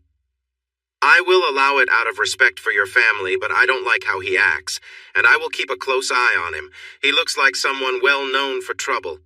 If I find out that's who he really is, he'll have to leave." "I doubt you can handle that, Silas," Lily replied, a hint of scorn in her voice. "He's a grown man and knows how to manage himself."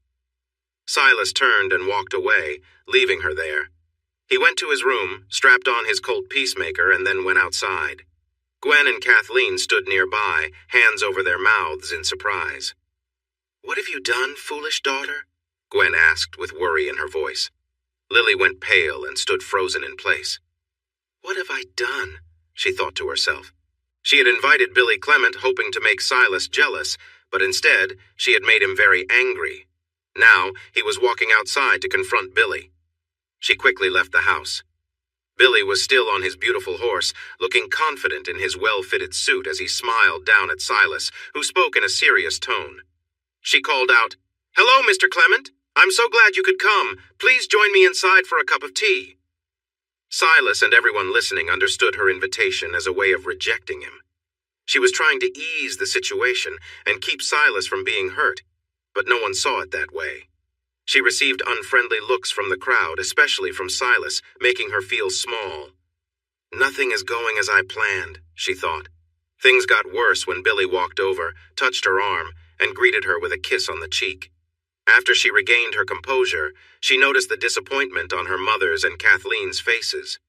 They turned away, clearly upset with her and her guest. Feeling embarrassed, she took Billy to the kitchen to introduce him. He tried to charm the women and girls, but they only responded coolly. Lily realized she had made a big mistake, but she felt there was nothing to do but wait it out. Hoping for a warmer welcome outside, she led him through the back door. Unexpectedly, he took her arm as if they were a couple, walking confidently toward the gathering. She spotted Silas holding a drink, but he turned away when he saw her approaching with Billy. So she decided to go to Lorenzo, hoping for a friendly greeting. Lorenzo didn't seem happy, but he shook Billy's hand and said hello, which was more than anyone else had done. As Lily looked for a place for them to sit, she heard a loud voice. "Billy Clement, what are you doing here?" Ben Wallace stood up, and just behind him was his fellow ranger, Bigfoot Wallace, who was a very large man.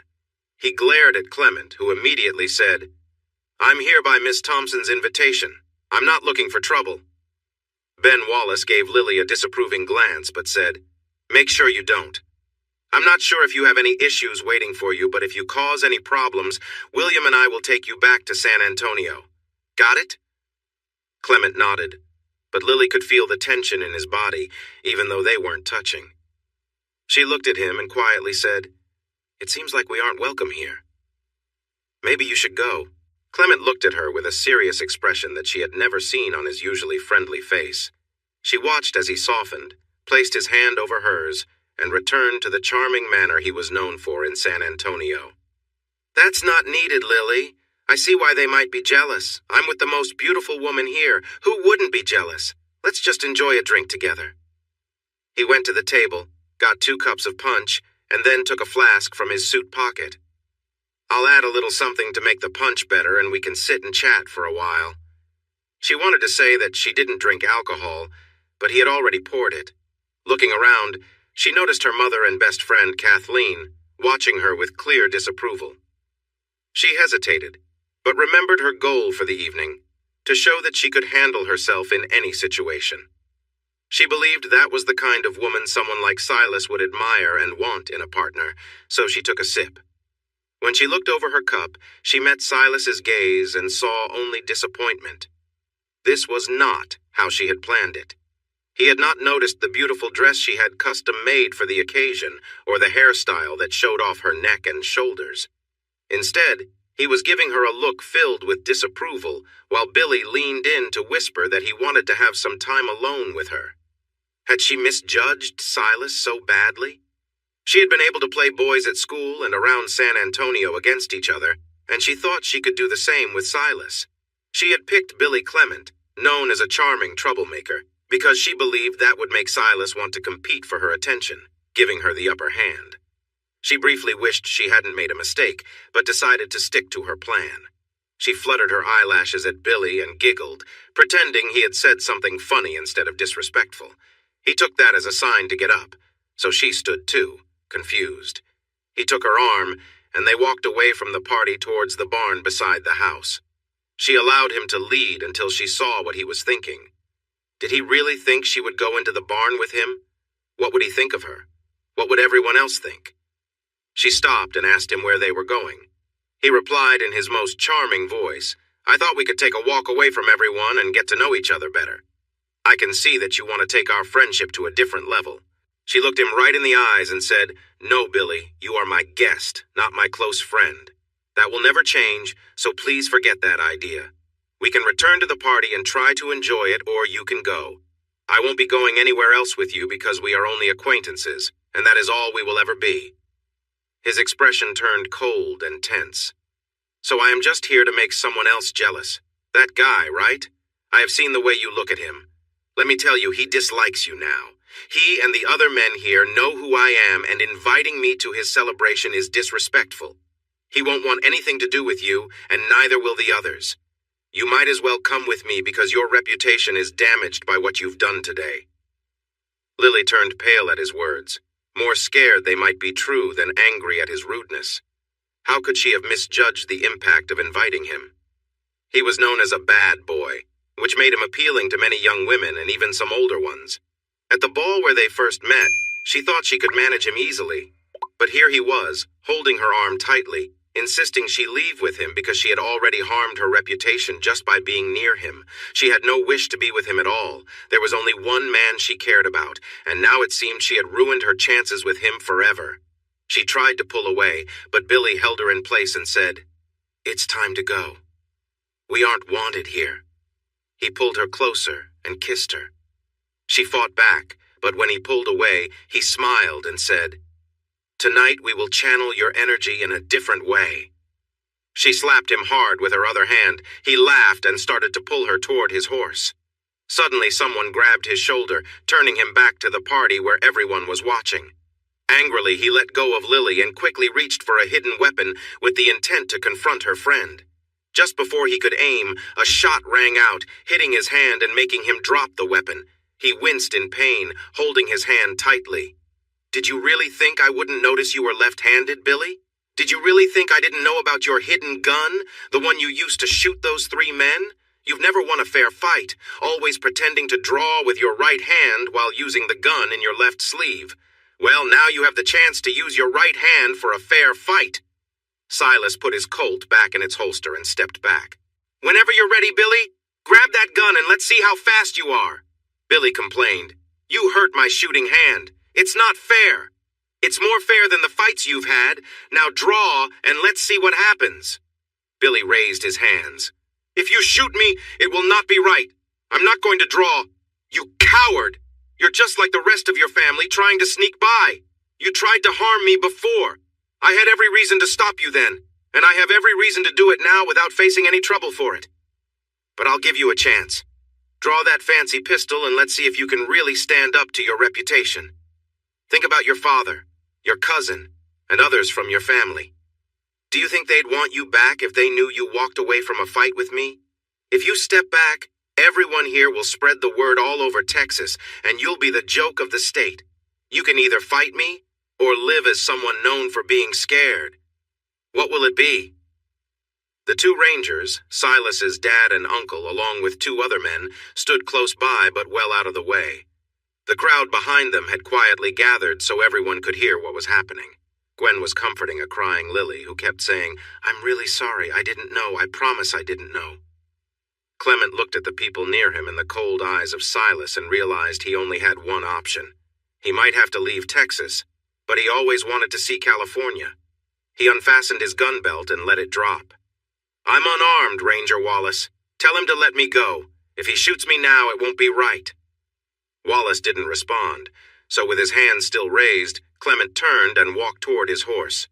He felt sure that Silas wouldn't shoot him in the back, although he himself wouldn't have hesitated to do so. As he mounted his horse, he remembered his rifle and thought about whether he could grab it, shoot Silas, and escape. "Yes, you should, Clement," came a voice from behind him. "What do you mean?" he asked. "Go ahead and put down that rifle," the voice said. "My pistol is put away. You might get me before I can take it out." Clement shook his head. "No thanks. I need it for protection while I leave here and head out of state. I won't see you again. If we meet again, it will be the last time. And don't even think about stopping somewhere and causing trouble. We'll have guards posted and they will act quickly. I wouldn't dream of it. I may not be much, but I would never harm a crowd with women and children.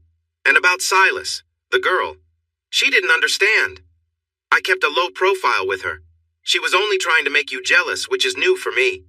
Usually I have good luck with women, but this time I got nothing. Treat her kindly, she's still young." With that, he rode away, holding the reins tightly. Silas and the crowd watched him disappear over the hill. Samuel patted Silas on the shoulder. "I'll keep an eye on him from the barn until he's out of sight over the last hill. Do you want me to stick around after that?" "No, Sam, just until he's over the hills, but thanks for your offer. I believe him when he says we won't see him again." Sam hurried up into the loft, and Silas turned back to the crowd that was still gathered. "You traveled from all over for this, and my family and friends have prepared a lot. Let's put this behind us and enjoy our time together. We have plenty to celebrate, and I appreciate every one of you for coming. Now, let's go back and have a party." They all turned and started chatting excitedly among themselves. His dad and Ben Wallace clapped him on the shoulders, and Ben said, "You did well," handled that as best as it could be, while also getting rid of a troublemaker. "Now, you should come and enjoy your celebration." He took a few steps and soon found Gwen and a very sad Lily.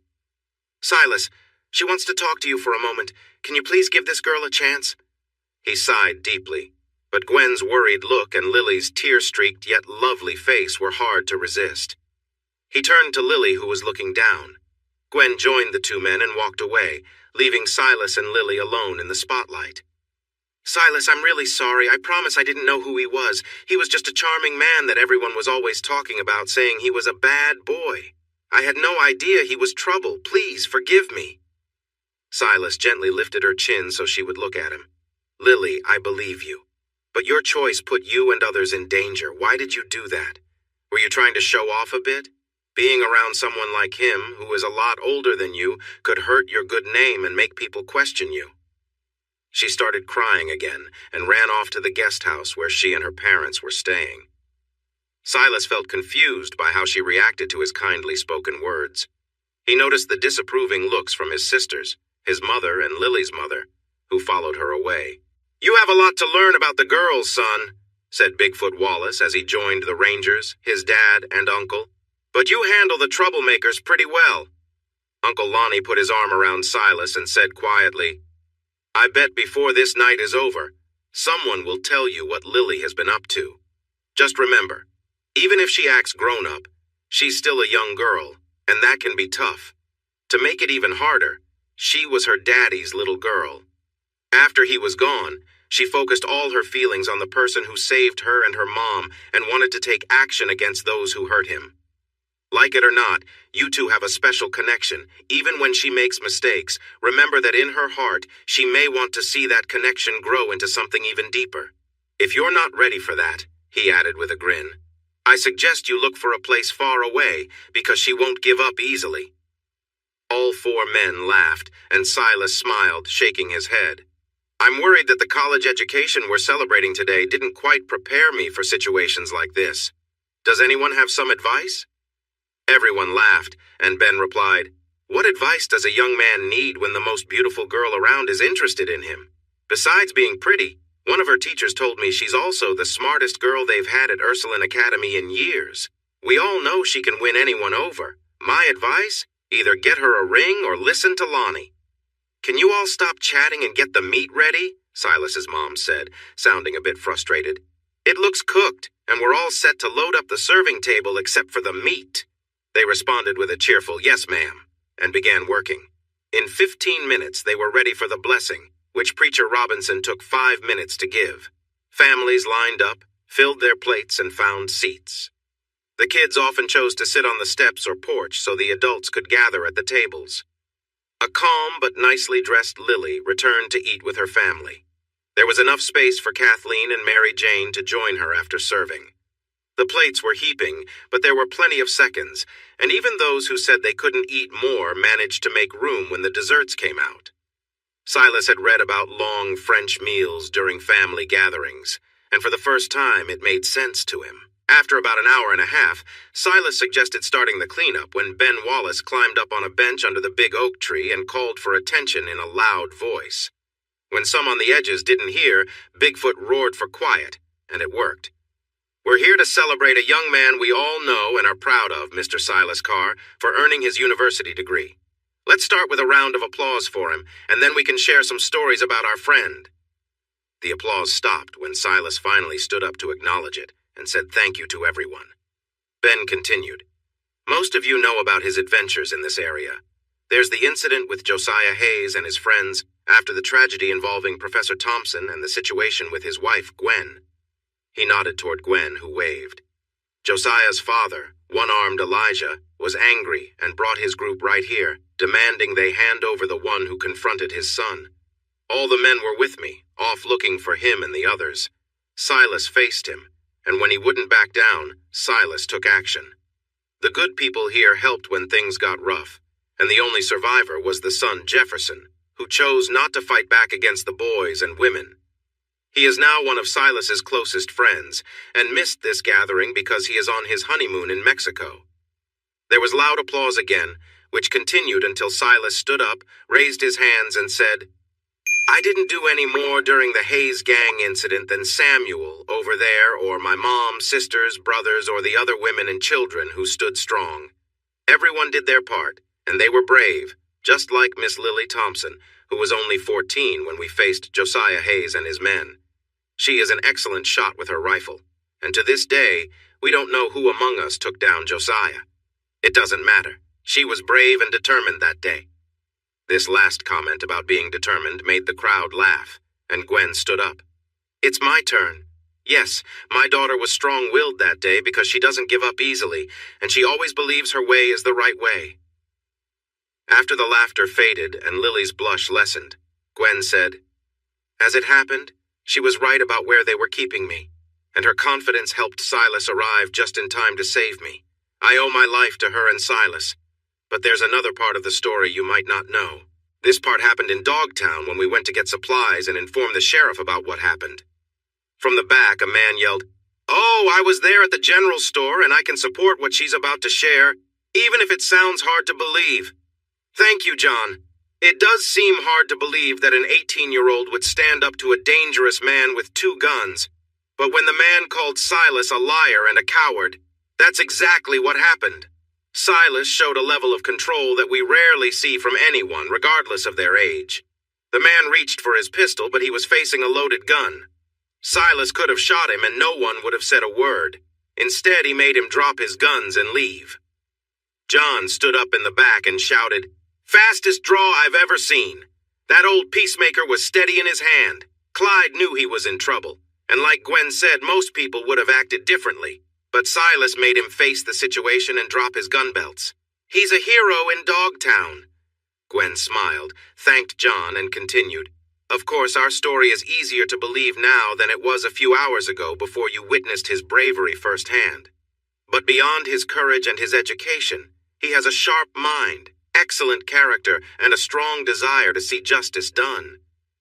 We should all rest easier now, knowing he will be in Austin, working to fix the mistakes made by past leaders in the last 10 years and helping to set a better path for Texas in the future." The applause went on until Ben announced he had some stories to share, and then everyone became quiet. You all know about his degree, which we are here to celebrate, but let's take a moment to honor not just the scholar but the man. You may not know this, but Silas rode with the Rangers 3 times while at university. The first time, there were just 3 of us chasing 5 rustlers, one of whom was a well-known outlaw. Although we never met him, we did find the cattle and 3 rustlers near Lampasas. Silas was supposed to watch over us while we approached, but they spotted us and rode their horses down a canyon right into Silas, who had set a rope across the trail between 2 trees. They stopped, and he sat on his horse ready to catch them. They raised their hands in surrender, and we were able to arrest them. The next time, we traveled to Gonzales to help with the Sutton-Taylor feud. It was right after Willie Sutton and Gabriel Slaughter were shot while waiting for a boat at Indianola, and tensions were high. We were tasked with stopping the violence, and we did for a time. Silas first spoke with Rube Brown, the leader of the Sutton side after Willie's death, and then he talked to Jim Taylor, who led the other side. He got them to agree to a truce, and things calmed down for a while. But then, some of Jim Taylor's men, hired by John Wesley Hardin to move cattle north, were arrested near Hamilton. The Taylors blamed the Suttons for this, and fighting broke out again. We had returned home during the peace, and Leander McNelly and a large group of Rangers were sent instead. They didn't have much success either, until Rube Brown and Jim Taylor were both killed. After that, the conflict just faded away. Perhaps the toughest challenge Silas faced was up in Mason County, during what some call the Hoodoo War. The Anglo settlers in the north and the German settlers along the Llano River clashed over stolen cattle, and at least 12 men lost their lives. Governor Richard Hubbard ordered Major Jones and me to gather Company D of the Rangers, along with any law-abiding citizens willing to help, to ride to Mason, stop the violence, and bring justice to those responsible. Silas was the youngest in our group, but he stood strong in tough situations. From the Anglo side, we arrested George Gladden and Johnny Ringgold, who is now known in Arizona as Johnny Ringo. Ringgold was about to take action when two Rangers and Silas approached him. Seeing Silas move quickly, Johnny decided it would be best to go along peacefully. Scott Cooley, a former Ranger, had escaped. He had a troubled past, having taken the lives of several German ranchers who were involved in a serious conflict that led to the loss of his adopted father. Sheriff Clark and 3 German ranchers faced arrest, but no one was found guilty of any crime. Unfortunately, all the records were destroyed when the courthouse was burned down. Many difficult lessons were learned from that struggle and the Sutton-Taylor feud. Those who lived through it know that a civil conflict can be the most painful, as feelings run very deep. Silas witnessed this reality. Both sides believed they were justified, and perhaps they were, yet their actions against each other were unjust. Though he is still young, Silas has experienced much that many older people have not. I believe the wisdom he gained will guide him well in the future, and I am sure he will have a bright path ahead. One thing is clear. If he chooses not to practice law, a future in law enforcement is open to him. Everyone chuckled, but then Ben continued. Silas will work for the Attorney General of Texas, who is a former Ranger himself, dedicated to fighting corruption and standing up for what is right. So the person we honor today will be in a good place with a good leader. Now let's bring him up here with a round of applause and hear from him. I truly appreciate your kind words, Ranger Wallace, and your careful choice of stories. We had some adventures beyond those mentioned, but I was well looked after and I learned a lot. I'll be honest, I'm torn. I've just completed my university degree and passed my exams. Now, I've secured a job with an attorney general I respect. This role gives me the chance to help tackle the lawlessness in Texas, which isn't just about thieves. Some are also robbing the state of Texas and its people by twisting our laws to benefit themselves. The governor and lawmakers are working to change these laws, and I am eager to help law enforcement across Texas apply these new fair laws. However, part of me longs to return to South Texas to be with the wonderful friends and neighbors who are here tonight. My dad refers to this as hard scrabble farming, but to me it represents the finest people bringing life and nourishment from challenging land. This seems like a higher calling than being a lawyer. So let me conclude with my heartfelt thanks to those who raised me well and worked hard to send me to school, including these 2 Rangers and their families. They do important work every day. Let's raise a glass to hardscrabble farmers and ranchers, men and women alike. Silas lifted his beer, waved it to the crowd, and took a sip. The audience loved it, and their cheers echoed for several minutes. After hearing his words, Silas invited everyone to join him at the quad for some dancing to the band. He stepped down from the bench but let others move ahead of him. His mother grabbed his arm and said, "Hold on a moment, Silas. We need to talk to you." When he turned around, he saw Kathleen and Gwen with her, all wearing worried expressions. Kathleen seemed to be the one who would speak first. She cleared her throat and began. "Silas, we all care about you a lot, and we're stepping in because we care about you and Lily. You need to understand how deeply Lily loves you. She fell in love with you when you helped during her father's funeral. Then you saved her and her mother, not just once, but twice. That's why we've shared updates about her. She wanted you to see how she has grown." Kathleen, how does dating lots of boys and men show that she's grown up? Inviting someone like Bill Clement to a party, how is that showing maturity? Gwen jumped in. None of those things mean she is mature. She's 18. Silas, the same age you were when you went to university. To put it simply, she wants you to notice her. She is popular because she wants you to see that people admire her, not just as your friend. She invited someone she thought would make you feel jealous, someone older and more appealing, thinking that would grab your interest. It was her way of showing you that others find her special, hoping you'd think of her differently instead of just a sister. Silas scoffed. So she thinks playing games is the way to my heart? That seems very childish. I'm not ready for a serious commitment, but when I am, I want a partner with depth. Someone respected for her intelligence and character, not just for her looks. Honestly, I was much more impressed to learn that she is at the top of her class than just being the belle of every ball, which is all I've heard from you, Kathleen. With a sigh, Silas continued. It worries me that she can't see through Bill Clement. As an assistant attorney general, I cannot be with someone who is drawn to troublemakers or those with bad reputations.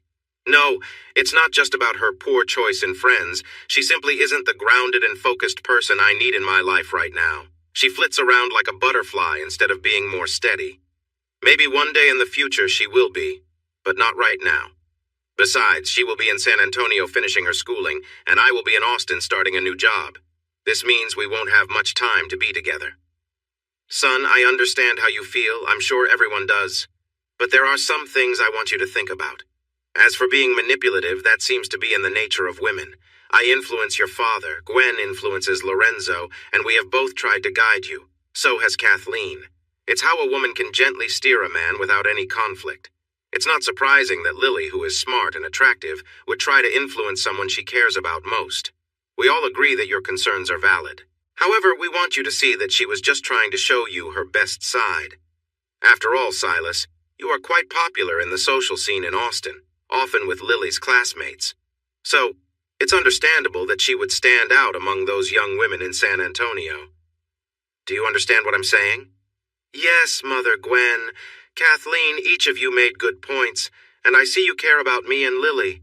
I'll be honest, I stopped thinking of Lily as my little friend a long time ago. In fact, I can say without doubt that she is the most beautiful girl I've ever seen.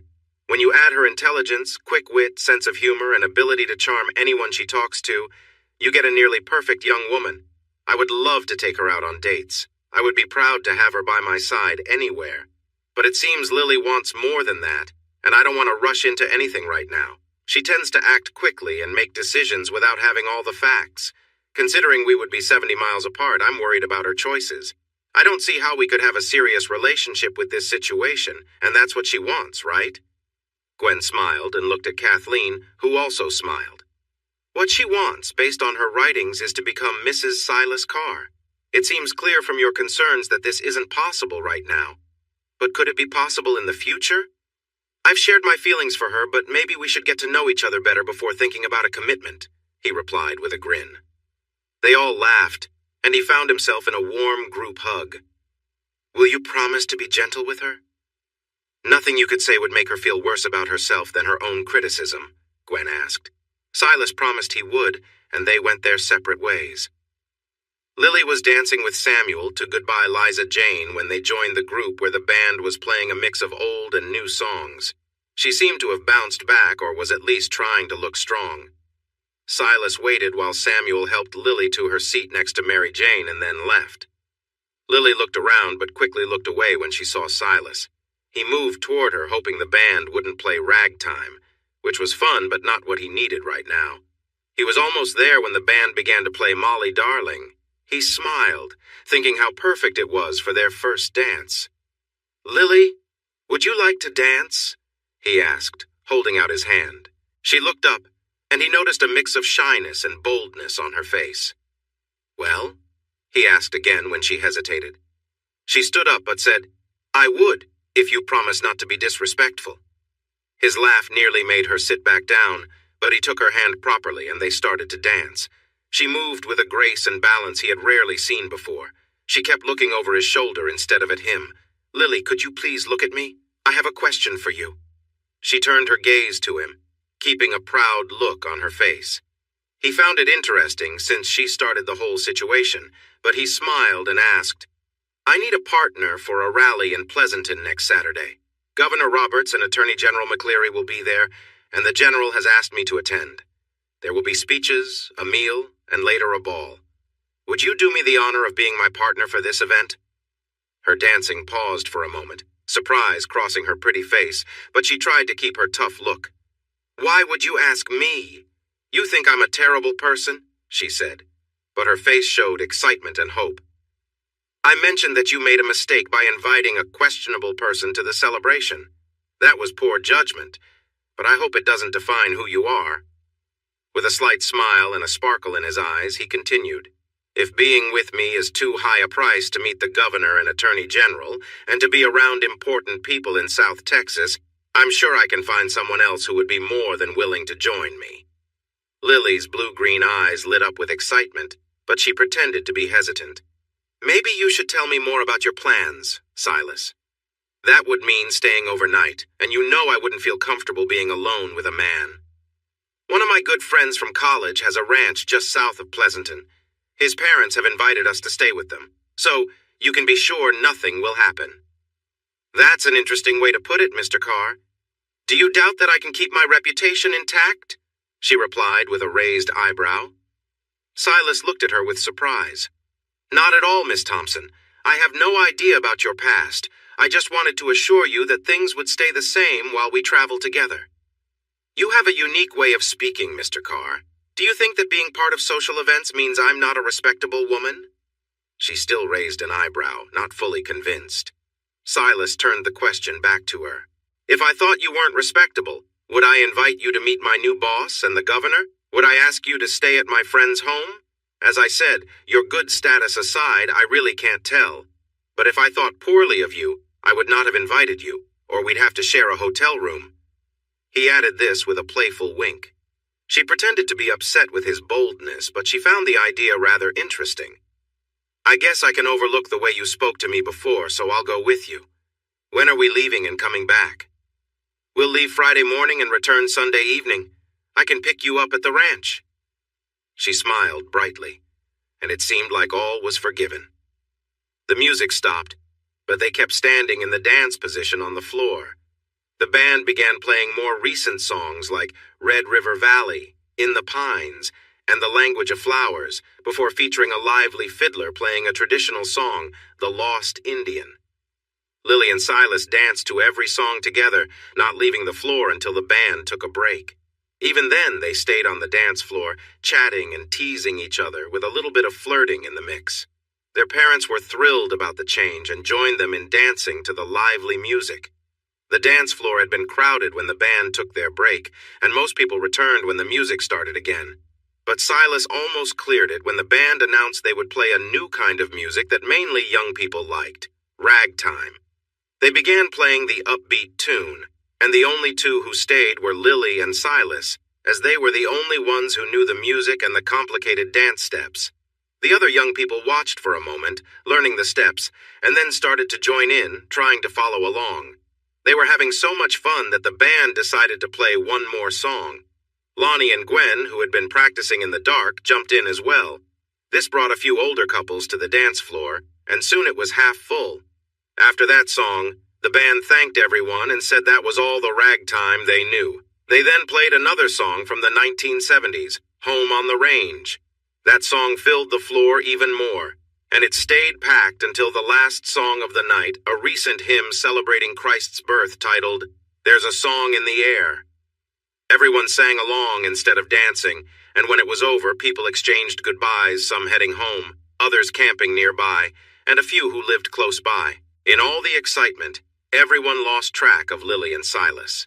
They had slipped into the barn and climbed up to the hayloft, where they sat on a bale, watching the three-quarter moon rise in the east and chatting comfortably.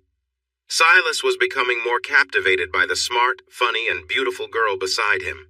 He had dated many girls during his 4 years at university, but none had ever caught his attention quite like her. Just hours earlier, he had been upset with her, but now, as she laughed and tossed her shiny hair, he struggled to remember why he had been angry. Lily felt like she was in her own little paradise. From the moment she had seen him digging her father's grave, wrapping him gently in canvas, and inviting her to read from the Bible, she had been taken by Silas. Spending time with him while living with the Carrs before he went to university had only deepened her feelings. He was 4 years older and on his way to university while she was still a skinny girl, but she promised herself she would become the woman he would see as his equal, partner, and true love. She had made mistakes and faced challenges, but every moment with him taught her what he wanted and expected. Now she was about to spend 3 days and 2 nights with him. While meeting the governor and attorney general was exciting, it was not what truly mattered to her. Silas was the center of her universe. They sat close together, their arms and shoulders touching now and then, and she found it hard not to reach for his hand. A shooting star sped across the sky, and they pointed and gasped in surprise together. Silas leaned against her and whispered in her ear, "When you see a shooting star, you're supposed to kiss." She looked at him in surprise, afraid he might be joking, she kept her eyes open until just before their lips met. The moment their lips touched, they both felt a strong feeling, something new and exciting. It was like a spark, but they weren't sure what it was. Neither had felt anything like this before, nor had they heard of it happening to anyone they knew. This strange feeling pulled them closer until her lips parted with a soft sound, and Silas kissed her more. She had never expected to feel this way. Whatever she thought she knew seemed to fade away, and her body responded instinctively. When Silas pulled back from the kiss, he whispered, "You are filling my mind with so much, Lily." He wrapped his arm around her shoulders and knelt in front of her, pulling her closer again as he kissed her more deeply. She gave a soft sound, feeling warmth inside her as his kiss ignited a fire within her. Just then they heard a voice nearby. "Lily, Silas, are you in the loft?" Neither of them reacted right away, caught up in the moment, but they realized someone was close. They reluctantly broke their kiss, and Silas returned to his place beside her. He noticed the moonlight shining on her face, making her look even more beautiful, and he could see her lips were slightly swollen and her cheeks were flushed. Another voice echoed the question again. "Silas, Lily, are you in the loft?" Silas cleared his throat and said, "Yes, we are. You can come up if you want." He turned to the ladder and saw Kathleen appear, followed by Samuel. As Kathleen approached, she asked, "Did you two work out your differences? I don't like seeing you argue." But when she got a good look at them in the moonlight, she paused, covering her mouth in surprise. Samuel stood next to her, puzzled at first, then laughed, looking between them and Kathleen. "It looks like they made up, Kathleen, or maybe they had a little fun."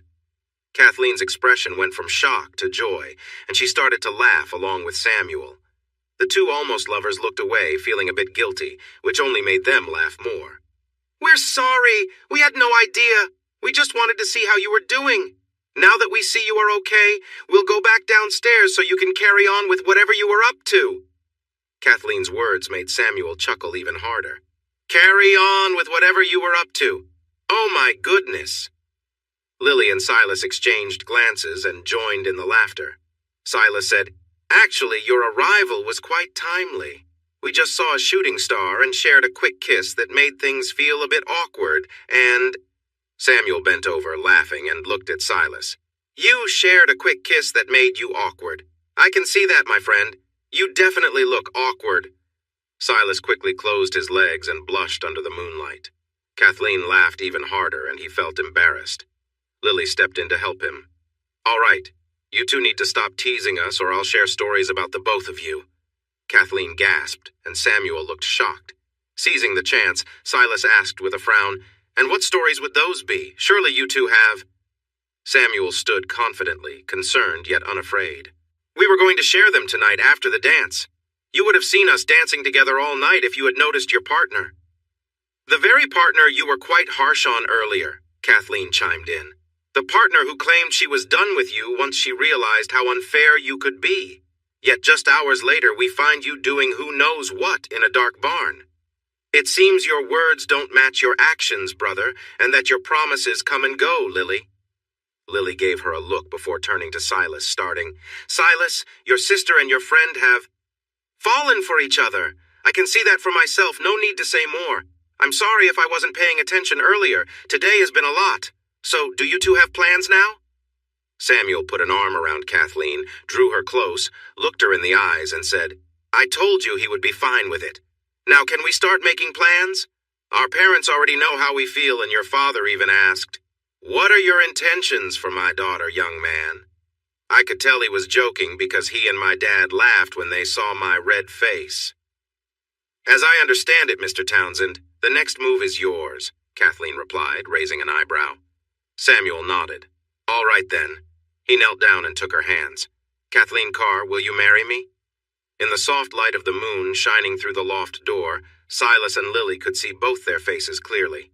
Kathleen was as serious in her response as he was in his question. They both looked sincere as she gave her answer. "Yes, Samuel Townsend, my love, I will marry you." Samuel stood up, reached into his pocket, and took out a beautiful ring with a single diamond shining in the moonlight. "This was my grandmother's ring."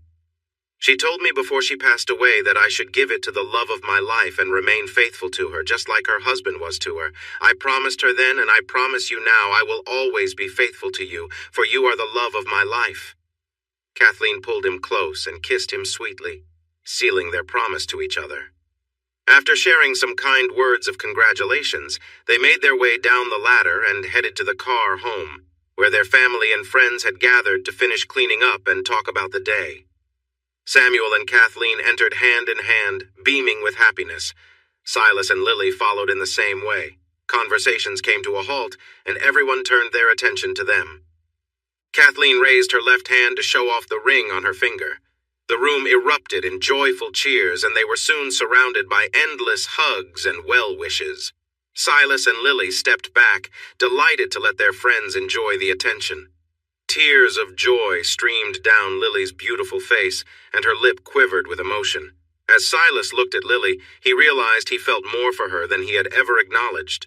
Though she could be a bit immature, she was also kind, caring, friendly, smart, and great with his sisters. Plus, he had discovered tonight that she had a lot of passion. For the first time, he recognized that with a little more maturity, she could be everything a man could wish for in a partner.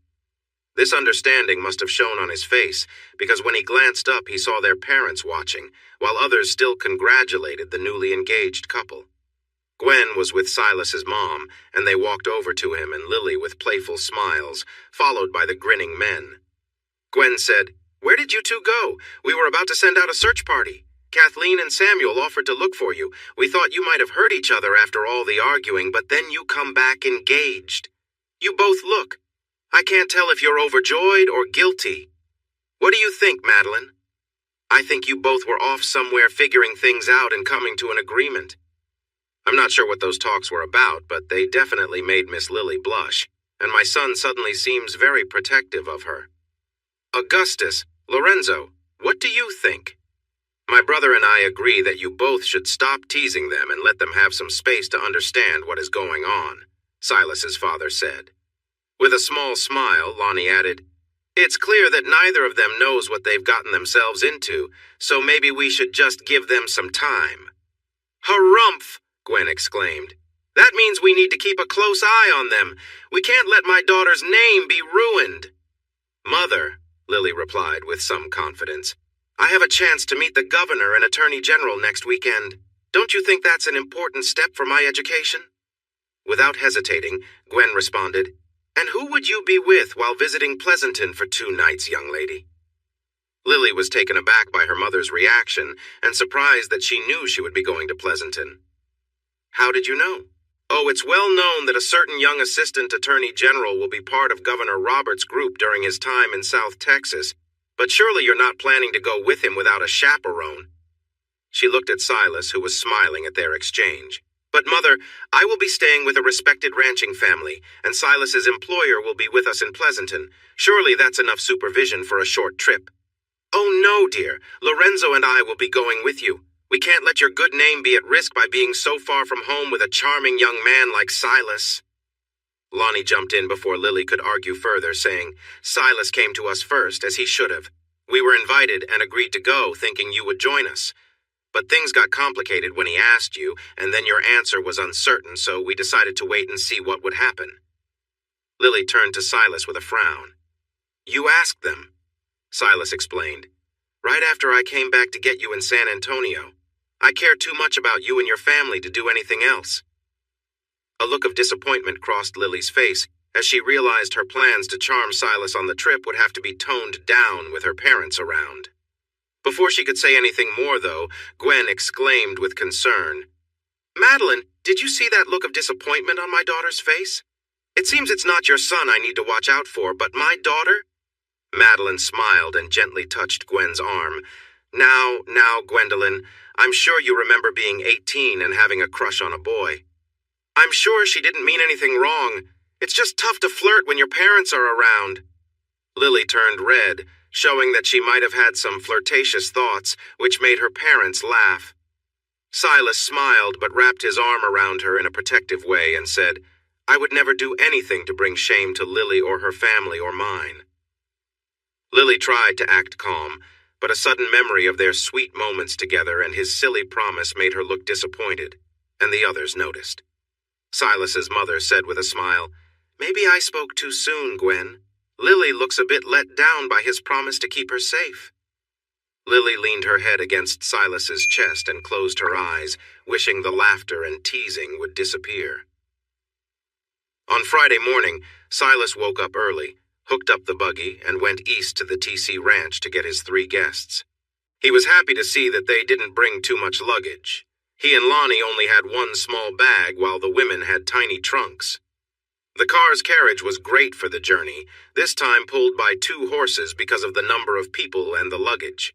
They sat close enough to chat over the sound of the wheels on the rough road, and the shade made the summer heat easier to handle. They all decided to dress casually for comfort because of the heat and dust, promising to clean up and change into nicer clothes once they arrived at the Robbins Ranch, which had 3 indoor bathrooms. The trip from the TC Ranch to Pleasanton was just over 20 miles, so they wouldn't have to change horses but would need to stop for breaks along the way. The 2 matching Morgan horses were used to the Texas heat, but stopping for shade and water would keep them refreshed for the longer ride, so they made sure to stop at every creek for a drink and rest. They arrived around noon, just as expected, and their hosts had lunch ready for them. They apologized for their casual, dusty clothes, but Mrs. Robbins smiled and said they understood. After all, they were ranch people from South Texas, not city folks. They looked just as casual, but without the dust. After a chance to freshen up, they gathered for the meal.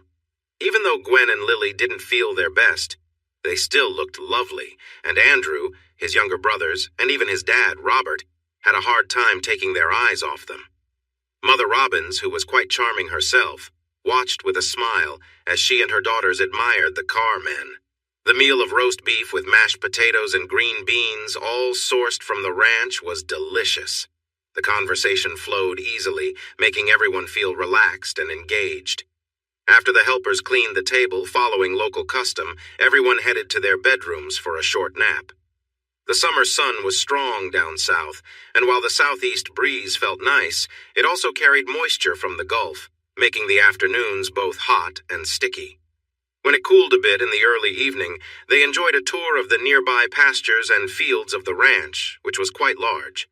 The men rode horses, while the 5 women traveled in a big open carriage. The landscape featured rolling hills covered in grass, with groups of oak trees scattered throughout. The ranch had a stretch of land along the Atascosa River, where clusters of oak, Texas sycamore, and pecan trees grew almost continuously by the riverbank. To the north of the house, close to the river, there were fields of vegetables and cash crops. A special dam extended into the river to help draw water into an irrigation system for the farming. Silas remarked that their ranch was one of the most beautiful and well-kept he had ever seen. Lonnie, a former soldier who had traveled more than Silas, agreed. Gwen and Lily admired the land's beauty and usefulness, but they were mostly impressed by their nicely finished and furnished home, which had conveniences not often found in Texas. Dinner was simple and delicious, featuring strips of cooked beef, lettuce, and tomatoes wrapped in corn or flour tortillas. This dish, known as carne guisada tacos, was a favorite in South Texas. After the meal, they gathered on the wide porch on the south side of the house to enjoy the evening breeze and chat. Lily tried to find a reason to go for a walk with Silas, but nothing came up. She went to bed at 10, feeling disappointed. Another day with him meant only friendly banter. Her chances were slipping away, especially since she would stay at the TC Ranch while Silas would return to the settlement. Lily knew she needed to make progress with him the next day, or she would miss out on a chance that rarely came along. Breakfast was served at 8 a.m., after which everyone made plans for going to Pleasanton for the governor's rally that afternoon. Once those plans were made, everyone was free to do as they pleased. Lily took the chance to ask Silas for a walk, and he readily agreed. She managed to lead them away until they were hidden behind the barn. Stopping in the shade of a large oak tree, she turned to him, placed her hands on his arms, looked into his eyes, and said, "It feels like we haven't had any time together, Silas. I was hoping we could get to know each other better during this trip." He responded with a serious tone, but a hint of playfulness in his voice. Oh, I think we are getting to know each other better, Lily. I've had the chance to see you in different outfits and situations, interacting with people of all ages that you just met. I've observed your reactions to the Robins' lovely home, the river, the fields, their irrigation system, and their cattle. I knew when I came here that you could easily win people over, just like Ranger Ben Wallace said. So I wasn't surprised at how well you connected with the Robins. Over the past day, I've also noticed that you have a curious and thoughtful mind. You are always learning new things, which I really admire. Lily was happy to hear his thoughts, but he was focusing on her personality and intelligence. She wanted to explore the feelings they had shared in the barn. With that in mind, she took charge. She held his hands and placed them on her waist, wrapping her arms around his strong chest to pull him closer. Tilting her head back a little, she looked up at him with determination and said, "That's great, but I've been waiting too long for you to kiss me." He smiled at her courage, leaned down, and kissed her. It felt just as exciting as their kiss in the barn. She seemed to share the same thrill as she gasped lightly and moved closer. She was surprised by her own boldness. How could she be so forward, urging him to kiss her? Yet her feelings took over, and she forgot all hesitation as they kissed. Their kiss was passionate, and he held her waist firmly. She pressed closer to him, feeling a warm rush of emotions that took her by surprise. Although she felt a bit embarrassed about being so forward, she found it difficult to hold back when they were together. Silas gently pulled away, catching his breath as he looked at Lily, who was blushing and unsure of what had just happened. "Lily," he said in a low voice, "I promise to respect your boundaries on this trip, but I worry I might break that promise if we don't stop now. You are so captivating that I'm struggling to think clearly. But we must pause. I have plans for you that go far beyond a moment like this, although I will admit I might dream of it. Let's calm down and head back to the house before your mother starts to worry." Lily's heart raced, and she found it hard to catch her breath. She wasn't sure if Silas could smell her incense through her dress and undergarments, but she could smell it, and she thought they would be damp once taken off. She looked at him in amazement. How could this young man stir her feelings when she easily turned away from others? After a few minutes, she regained her composure, and soon they were walking back to the house hand in hand. When they arrived, they found out a visitor had come with a message for Silas. He introduced himself as Bud Wools, a Texas Ranger, and told Silas that Mr. Ben Wallace had a message for him and Lonnie. "Captain Wallace wants you both to bring your gear to the rally today. He has heard a rumor that some people opposed to the governor might try to harm him. There are only 4 of us traveling with the governor, including Ben. The sheriff doesn't seem too worried about the danger, and we've called for backup from San Antonio, but they won't arrive in time. Will you help us?" They nodded in agreement, and Lonnie replied, "Of course. How soon do you need us?" Robert and Andrew were also listening and offered their help. "We would appreciate your support. Please arrive at least 2 hours before the rally starts, so we have time to update you on any changes and discuss the security plan." They assured him they would be there and would come prepared. The new situation made the men and women adjust their plans to arrive 3 hours before the rally. Even though it meant being there in the heat of the day, protecting the governor was more important than comfort. The women traveled in a carriage while the 4 men rode their horses. Each man had a pistol with extra bullets, a rifle, and a bag with another pistol and more ammo. Silas assured them that Ben would have shotguns available if needed, so they did not bring those. Using shotguns in a crowd would only be effective if it were a mob situation, and this seemed to be a pursuit of hired attackers. What they didn't know was that the women had brought shotguns. They were not going to be intimidated and were ready if they faced any danger. The initial plan was to have a short meeting with General McCleary and Governor Orrin Milo Roberts before the rally, then spend more time with them at the ball. The Robins had friends in town who offered their home for the ladies and men to freshen up and change into their evening clothes. However, with the possibility of attackers, those plans now depended on the situation. Their first stop was at the hotel to meet with Ben and the other Rangers. The women were invited to enjoy tea in the parlor with Ben's wife, Catherine, while the men met in a small room next to the office. Since no one knew who the attackers were or what they looked like, the plan involved keeping an eye on the stage, looking for anything suspicious, and signaling each other if something seemed off.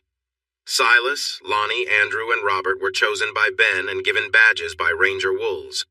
The train arrived exactly on time, and the 4 rangers and 4 deputies took their positions. The Robbins women, Gwen and Lily, found a great spot near the front of the stage, looking lovely as they held their parasols to shield themselves from the afternoon sun. The Attorney General was the first to step off the train, and the mayor introduced him. He reminded everyone of James Harvey McCleary's dedicated service to the state, noting his roles as a soldier during the Civil War, and as a legislator who promoted public education and local control of community schools. General McCleary welcomed the large crowd, and then introduced the former Chief Justice of the Texas Supreme Court, who was now the governor, Oran Milo Roberts. Governor Roberts was a smaller man with white hair, but he had a loud and engaging voice. He talked about reducing the debt and extra spending caused by outsiders, and the idea of selling some state-owned land to help build railroads and high-quality public schools and universities, including the University of Texas. He mentioned that construction was about to start in Austin for the University of Texas, which would welcome both men and women from the very beginning. "We have many smart and talented women in this state, and we need to nurture all our skills to make the most of our potential," he said, and the crowd cheered in response. He allowed the celebration to carry on for a moment, then raised his hand to signal for silence. As the crowd quieted down, he reminded them of his promise during his campaign to reverse the harmful rules set by outsiders during the Reconstruction period. He shared that his actions as Chief Justice and now as governor had upset those who had taken power and wealth by creating policies that benefited only themselves, and they had even threatened him if he didn't keep things as they were. He assured everyone that he would continue to work hard, unafraid, for the benefit of all Texans, not just a privileged few. The crowd roared in support, but Silas and the other watchers noticed a group of men among the crowd who did not seem supportive. The men broke apart and spread out.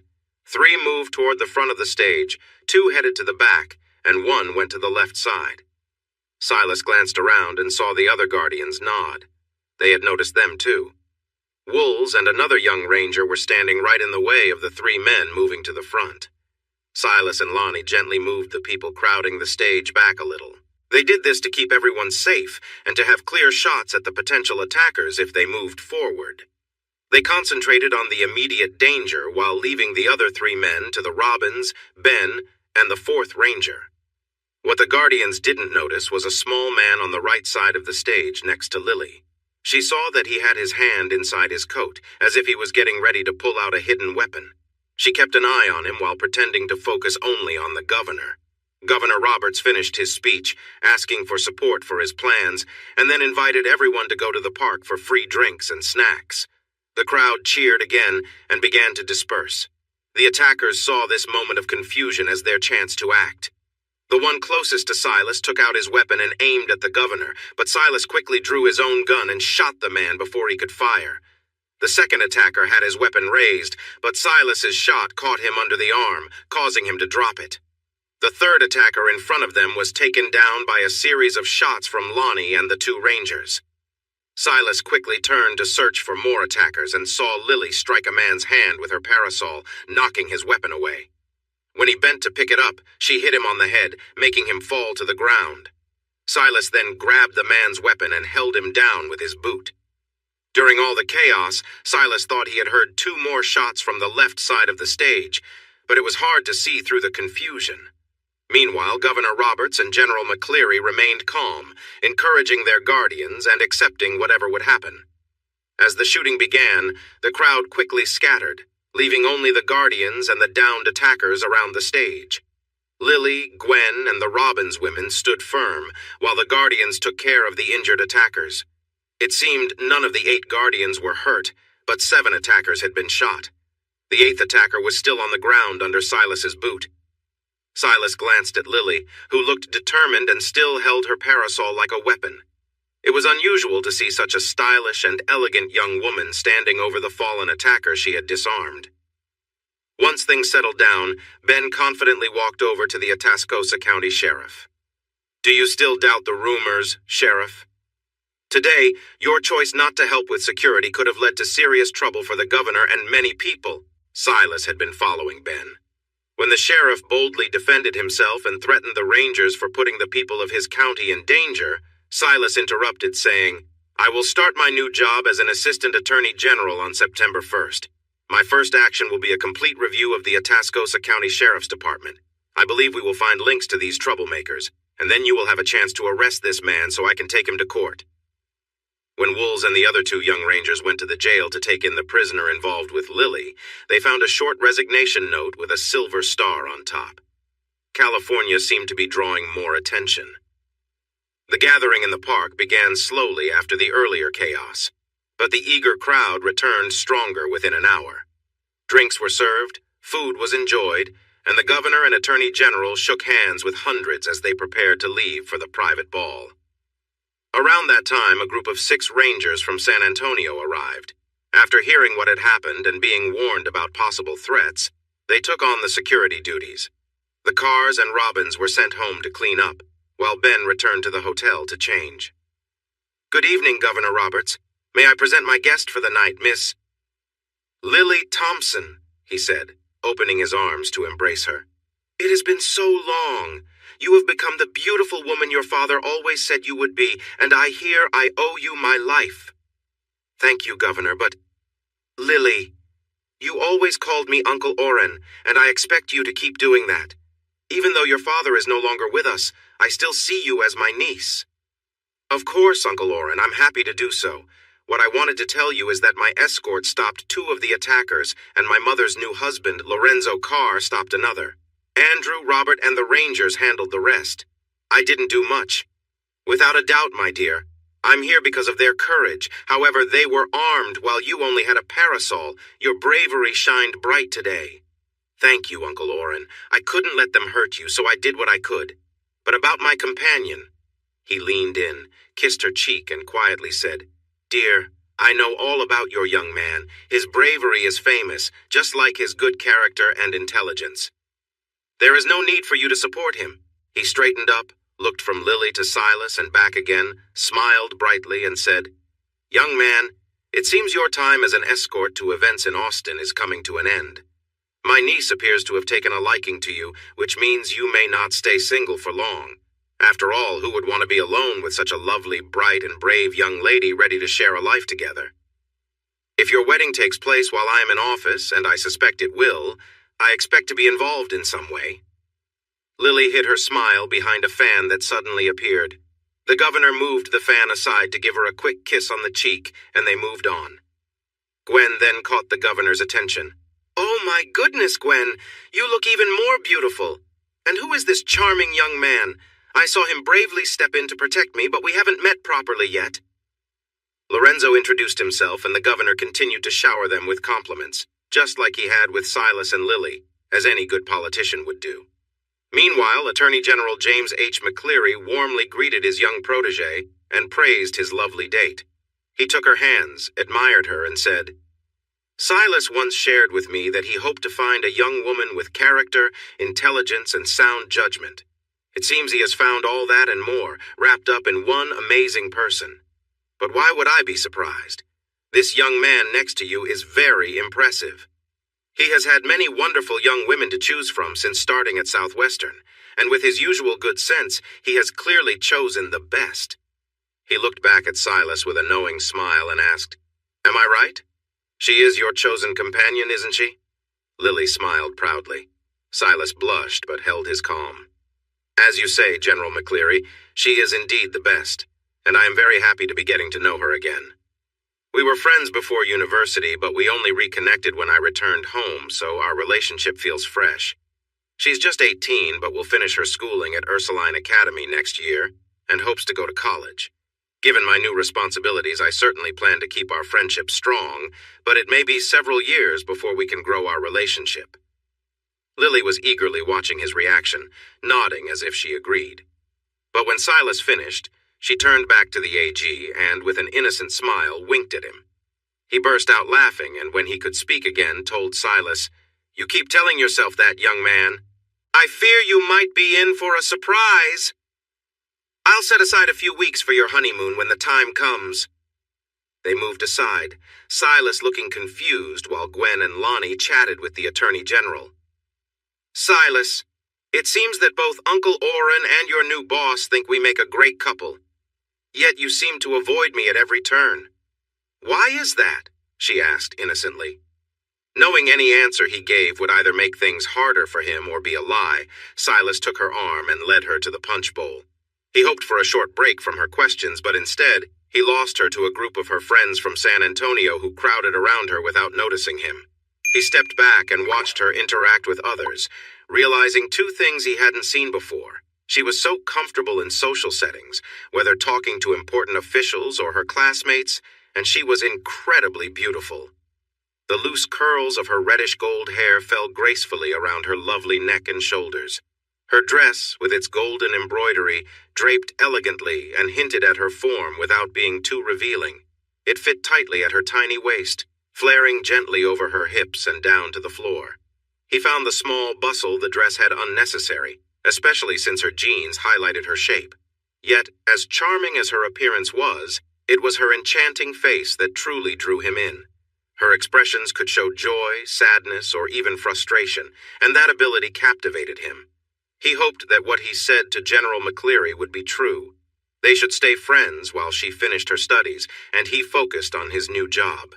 However, he quickly realized his plan was becoming less likely.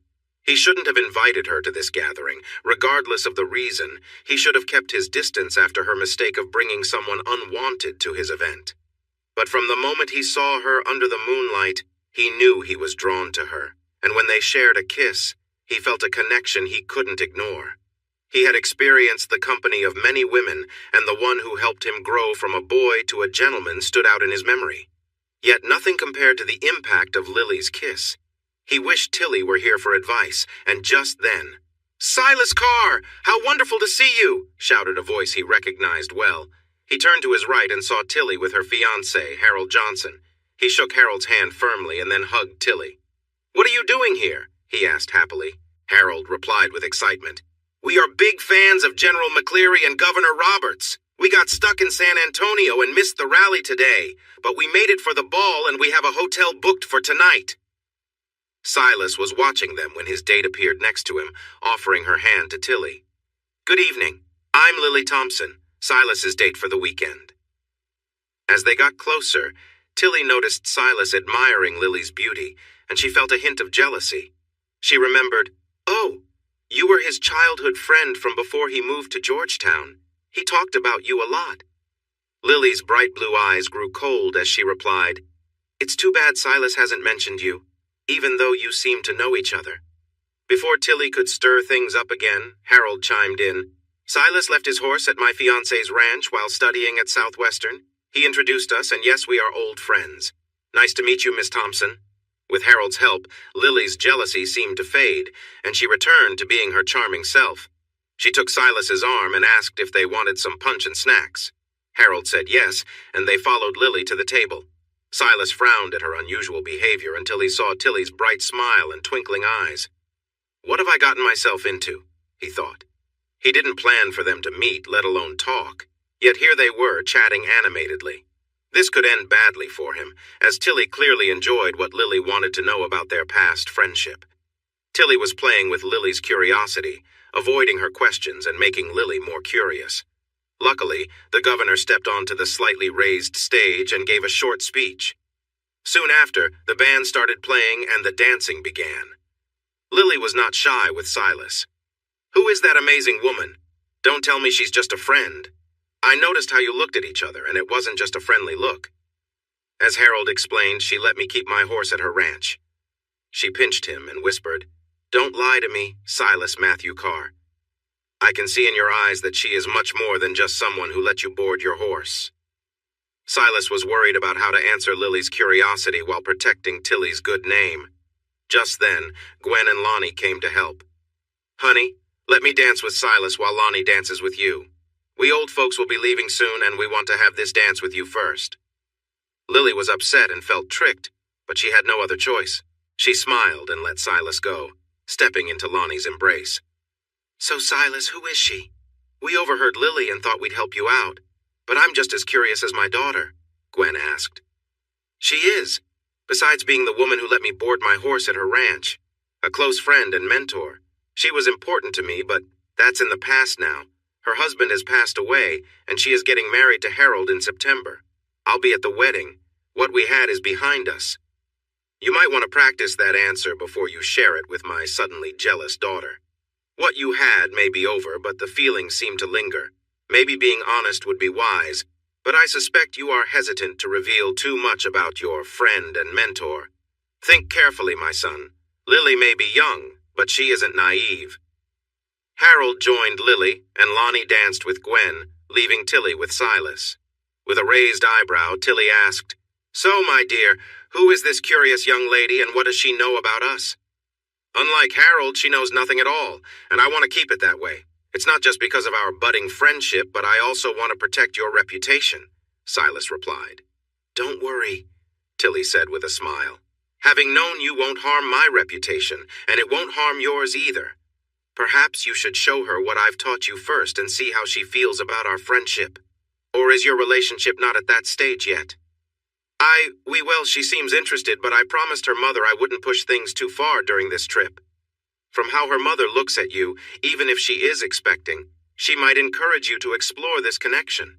She understands her daughter's feelings and won't get in the way. The song came to an end, and everyone returned to their partners. Lily had settled down, but still seemed wary. Tilly didn't tease Lily, but made her affection for Silas clear, something everyone except Lily noticed. When a slow song began, Lily moved into Silas's arms and leaned against him. Silas was lost in the moment, unaware of anything else around him. They danced slowly, and Lily playfully teased her partner, making him forget everyone else around them. Out of nowhere, a man pulled Silas's arm away from Lily and pressed something hard against his side. "Manny wants you to fix the trouble you caused for the Clement family. Come with us quietly, or your girlfriend will be in danger." Silas glanced at Lily, who looked frightened and was being held by another man. Concerned for her safety, he stepped away with the man but looked back at Lily, hoping she could signal Lonnie or one of the rangers for help. She appeared worried, but he noticed her taking a deep breath, possibly to call for help. Lonnie saw Silas leave suddenly and followed his gaze to Lily. He and Gwen, who were dancing nearby, noticed Harold behind Lily and the man with the weapon. Lonnie exchanged glances with Harold to signal their concern. He felt his hand move toward his own weapon when he heard Lily scream. He prepared to protect her while hoping not to harm her in the chaos.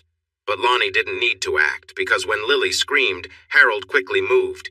He struck the man holding the weapon and knocked him off balance, sending the gun to the floor. When the gunman looked back at Lily, it gave Silas the chance to act. He swung his arm down, knocking the gun away as it fired. He felt a sharp pain in his side and heard the bullet hit the wall. In that moment of chaos, he grabbed his own gun and shot at the man before he could react. As the gunman fell, Silas felt a painful blow to his chest. His hand grew weak, and he switched the gun to his other hand, turning to see who else was attacking him. Another bullet grazed his shoulder, but he continued to fire at the figure standing outside. When he fell, everything went dark. Silas woke up to bright sunlight hitting his face. He felt dizzy and disoriented, with a terrible headache and pain in his side and arm. He slowly opened his eyes and found himself in a plain room with white walls, a place he didn't recognize. Carefully, he turned his head and saw a woman curled up on a couch nearby. She had red hair with golden highlights, and she stirred awake when she noticed him staring. When her eyes met his, she gasped and sat up. "Silas, you're awake!" "Oh, thank you, Lord, thank you," the angel exclaimed. Silas's cloudy mind began to clear a little as he looked at the angel, who he now recognized as his love, Lily. "Hello, angel. Where am I?" he asked. She jumped up and leaned toward him, stopping just short of hugging him. "Do you know who I am?" she asked, her voice full of concern. "I remember. You're Lily, my angel," he replied, still sounding a bit dazed. "Oh, thank goodness, thank you," she said in relief. "Yes, my love, it is me, Lily. I care for you so much, I've been so worried." "Where am I and why am I here, Angel? I don't remember much right now." "You are at the Santa Rosa Infirmary in San Antonio, my love." "We were at the ball, and there were men with guns. 2 of them shot you. Oh, Silas, I was so scared when I found out they were connected to Billy Clement. My mistake almost got you hurt. If Harold hadn't stopped the one holding me, I might have been in danger too. But I couldn't let them take you away. I would have lost you. So I yelled for help, and you shot the man holding you. Then another man outside shot you, and you shot back at him and took him down. Uncle Oren is going to give you an award for bravery when you get better." The doctor entered to find a bewildered patient and his anxious girlfriend. He had to ask her to leave for a bit to check on Silas, who was healing well even while he was unconscious. Though the patient was confused, he answered the doctor's questions, taking his time. After the checkup, the doctor felt positive that Silas was on the path to recovery. Strangely, the doctor wondered if it was really his care that had helped him. 2 days later, the doctor decided to put a "No Visitors" sign on the patient's door. While he was getting better, too many family, friends, and reporters were coming and going. Even Lily, who had been by his side the whole time, wanted some quiet time, suggesting the sign so Silas could have a break while she stayed in the room with him. With some peace, Silas healed faster. They had the chance to talk privately about everything without being interrupted. Their bond grew stronger as they spent this time together. Lily insisted on helping him stay clean, which brought them even closer. Silas asked her to stop many times, threatening to call the nurses if she didn't, but she was determined. She was careful and attentive to his needs, eager to learn about him and their connection. It was later that he learned Lily had been taught how to care for someone and was encouraged by Tilly to help him. After each session, she would dry him off and put a healing paste on his wounds. He never questioned it, assuming the strong-smelling mixture was what the doctor recommended. On the 5th day, visitors were allowed again. Harold and Tilly were the first to arrive, and Lily welcomed them with warm hugs. They talked about the events from the ball, explaining how the attackers had taken him and Lily. They told him that every newspaper in Texas had written articles about his bravery in protecting the governor and overcoming the attackers, even while he was hurt. He had become quite famous, and updates about him were shared as soon as he woke up. People were now speculating about when he would be discharged, having survived another close call. He didn't quite grasp all of this, but decided to let it go.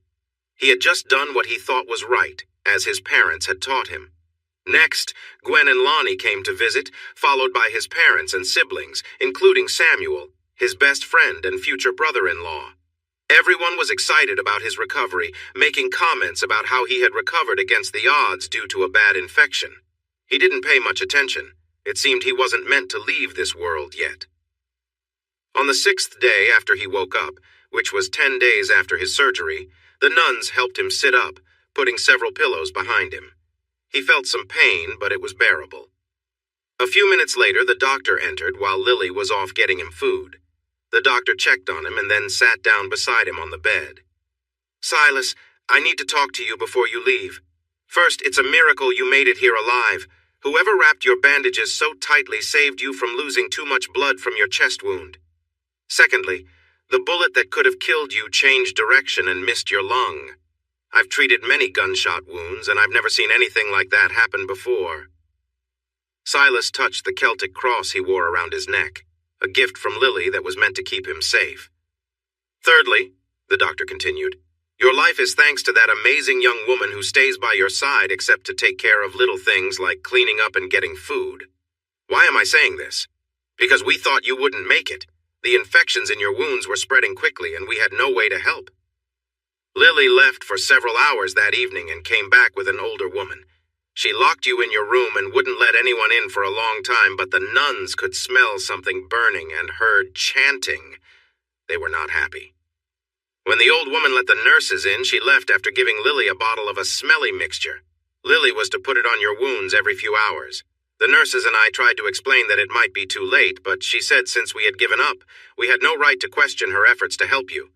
We later found out that the old woman is a curandera, a healer known for her traditional methods and medicines.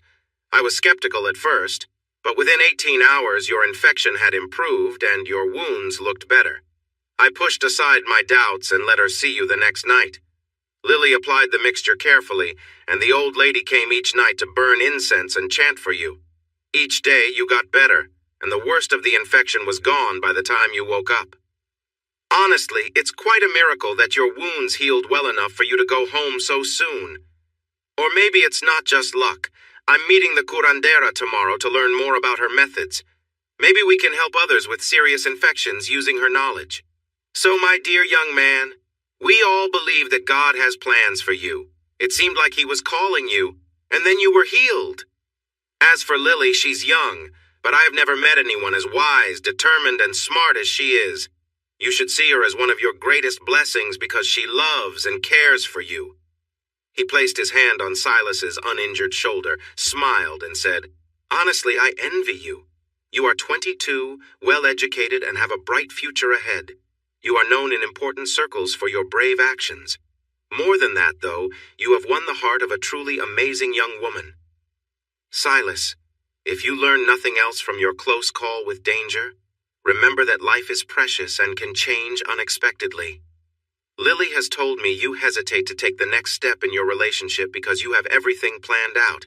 Doesn't this experience show you that even the best plans can be overturned? Picture the next 5 years alone while she goes to university and you build your career. Now picture these same 5 years with her by your side. Austin will soon have a top university, or so the articles say, and she rightfully deserves that education. But can she not attend as Mrs. Lily Carr? Consider your choices, young man. You have the world at your feet, and yet you just faced the edge of life. Life is fragile, and it would be a mistake to not spend every moment with the person who has helped you so much and wants to be by your side. Lily came back to Silas, who was smiling and looking at her in a way she had never seen before. He gestured for her to come closer and gently pulled her down for a kiss that left her feeling a bit dizzy when it ended. He kept hold of her arm, encouraging her to stay near, and spoke softly. I knew it when I woke up after 4 days. You truly are my angel. The doctor explained everything, and I understand that you saved my life. It feels right because you already have my heart. He gazed into her eyes with deep affection and continued, My dear Lily, who has come into my life and given me a second chance, I want to give you my life in return. I can't kneel properly right now, but Lillian Alexandra, will you marry me? Her reply was unexpected. She fainted and fell against him. It was a bit painful, but he caught her and held her close until she came to. When she woke up, she apologized for the trouble she caused and checked on him for a moment. Well? He asked. She put her hands together over her heart, looked into his eyes, and asked, Did you really just propose to me? I thought I was dreaming. Let's try again. Lillian Alexandra, will you be my wife? Will you stand by me through... Her joyful scream and the answer she gave filled the room, bringing in a flurry of happy nuns and Samuel and Kathleen who rushed in to join them. They quickly informed their family and friends, taking care of that as soon as they got back to the hotel, where everyone, including Tilly and Harold, was waiting for Silas to come home. They had taken turns visiting and had even encouraged Lily to take care of herself by changing clothes, eating well, and shopping since she hadn't brought much when they left for the rally and ball. Even though they were tired from all the visitors, Lily made sure to bring the healer to meet Silas that night before he was released. She was small and fragile, but her eyes sparkled with strength. Silas and Lily spoke Spanish fluently, yet she used a mix of English and Spanish, sharing words they had never heard before to describe the ingredients in her remedies. When they asked about the names, she said that the Ancient Ones had passed this knowledge down from long before others arrived in this land. It was her sacred duty, she explained, to use what she learned for good and to share her wisdom with anyone she recognized as a healer. She was teaching Dr. Sanchez, along with a young man and a girl who had special abilities. She told Silas that she saw the goodness in Lily when she came to ask for help, and so she joined them. When she first found him on the bed, he was very weak, but when she laid her hands on him and called for support, she felt a strong response from those she reached out to. She said that spirits from another realm had saved him from serious harm, thanks to the Celtic cross he wore. However, those spirits could not cure him from the infection. That required the herbal remedies she used. The spirits of her ancestors helped guide her in her efforts to save his life. She believed the protection he received from his own ancestors, along with hers, meant he was chosen to do good in the world. He was meant to help those in need, stand up for the vulnerable, listen to the wisdom of the past, and uncover the mysteries around him. Her words brought him comfort and inspired him to think deeply. Together with Lily, they talked for hours. The tiny healer spoke of a grand culture that was destroyed by those who called themselves Aztecs. She described shining cities with tall pyramids, places where people studied the stars, and monuments made to guide the visitors who taught her ancestors to be thinkers and explorers. She talked about the lost skills of observation and communication, which were fading over time. People had built shelters that kept them from the natural world around them. She encouraged him to visit one of her people's sacred sites, to open his mind, to seek knowledge, and to pay attention to the lessons the world offers. She had done everything she could for him, but he needed to be open to the guidance of the spirits. She advised him to take time each day to clear his mind and be aware of his surroundings, to seek inspiration, and to feel connected to nature and all living things, using both his mind and his special abilities. There were others in need of her help the next day, but before she left, she taught them a chant to help them see beyond the surface. She blessed them, smiled, and promised she would be at their wedding, though they might not see her. Then she faded away. Feeling drained from the intense experience, Silas moved to the edge of the bed and invited Lily to lie down next to him and rest. Tomorrow, he would be able to go home, and they would need to be strong for that. Lily fit perfectly in his arms, and even though they felt some closeness, they quickly fell asleep. Luckily, a caring nurse found them and woke them up before anyone else arrived. This was good, because reporters were coming to talk to him before his release, and it would have caused a stir if they had found them together. Silas was declared ready to travel back to Carr Settlement, but he was warned to take it easy and recover his strength before returning to his normal activities. 3 reporters were there to ask him and his doctor about his recovery, and they also wanted to interview Lily again about her bravery. After a while, the doctor sent the reporters away, saying Silas needed to go home and rest. Silas and Lily sat in the back of the carriage, which was driven by his father. Lonnie sat in the front too, both keeping a watchful presence. "Silas, you'll be happy to know that Ben found out Manon Clement is now in McCulloch County, raising cattle or possibly taking them. The Frontier Brigade in that area is keeping an eye on him and on anyone who visits him. Now that they know he holds a grudge against you, they'll be more careful in stopping and questioning them. Billy Clement is in California like he promised. Still, we, the Rangers and the new sheriff in Atascosa County, need to stay alert since there are still Clement relatives and friends nearby." With Silas resting on pillows and being supported by the attentive Lily, they stopped a few times to stretch and make him comfortable. After some time, they reached Carr Settlement. The townsfolk were there to greet him, but instead of stopping at the front, his father drove around to the back where there was a guest cabin they had built. Silas looked puzzled, but his father explained, "Your fiancé thinks you will recover faster in the cabin because you won't be disturbed by the busy house." Though his father looked serious, his eyes seemed to twinkle as if he found something amusing. Silas turned to Uncle Lonnie, who was smiling widely. Then he looked at Lily, who was blushing, and Lonnie said, "Let me help you down, Silas. Lily has convinced us this is the best place for you while you are getting better." The crowd had followed them around back, and family and friends gathered near the wagon. Lily stepped down with help from Samuel and waited to assist Silas. When Silas was ready, it was Samuel who helped him down. Lily frowned but quickly took his arm and tried to lead him to the cabin. "Just a moment, sweetheart. I want to greet everyone and hug my mother and sisters." Lily stayed close, allowing the hugs and handshakes only after cautioning everyone to be gentle because he was still healing. Silas was puzzled by her strong insistence. They had shared many hugs before, far more passionately than his mother and friends were likely to do. He had taken some medicine to help ease the pain he might feel on the journey, and more was given for the coming weeks. Yet, despite Lily's fierce warning, he felt little discomfort. Looking at Lily, he understood. She was fiercely protective of him. Gwen gave everyone else a chance before hugging him herself, holding him tightly, her growing belly against him. She pulled back, looked him over, frowned, and cheerfully said, "Oh, Lily, it seems Silas has recovered enough to stay in his room in the house. The cabin is too far for him to walk for meals, and what if he needs help while you are gone? Maybe Lonnie and I should stay here. Silas can rest in his room, and you can be with Kathleen. You two can help each other plan the weddings." Lily looked shocked. She shot her mother an icy stare and replied angrily, "Mother, he needs to be in the cabin where I can take care of him properly." Lonnie and his brother were the first to laugh, soon joined by Silas's mother and sisters, Samuel, and then several other adults. Gwen stepped over and hugged her daughter, saying, "I'm sorry. You are just so protective I had to say it." Lily took a deep breath and smiled. "Maybe I am, Mother. Taking care of him has been my job for over 2 weeks, and I want to make sure he gets better." "You won't want to stop, darling. We understand, but you make it easy for us to tease you."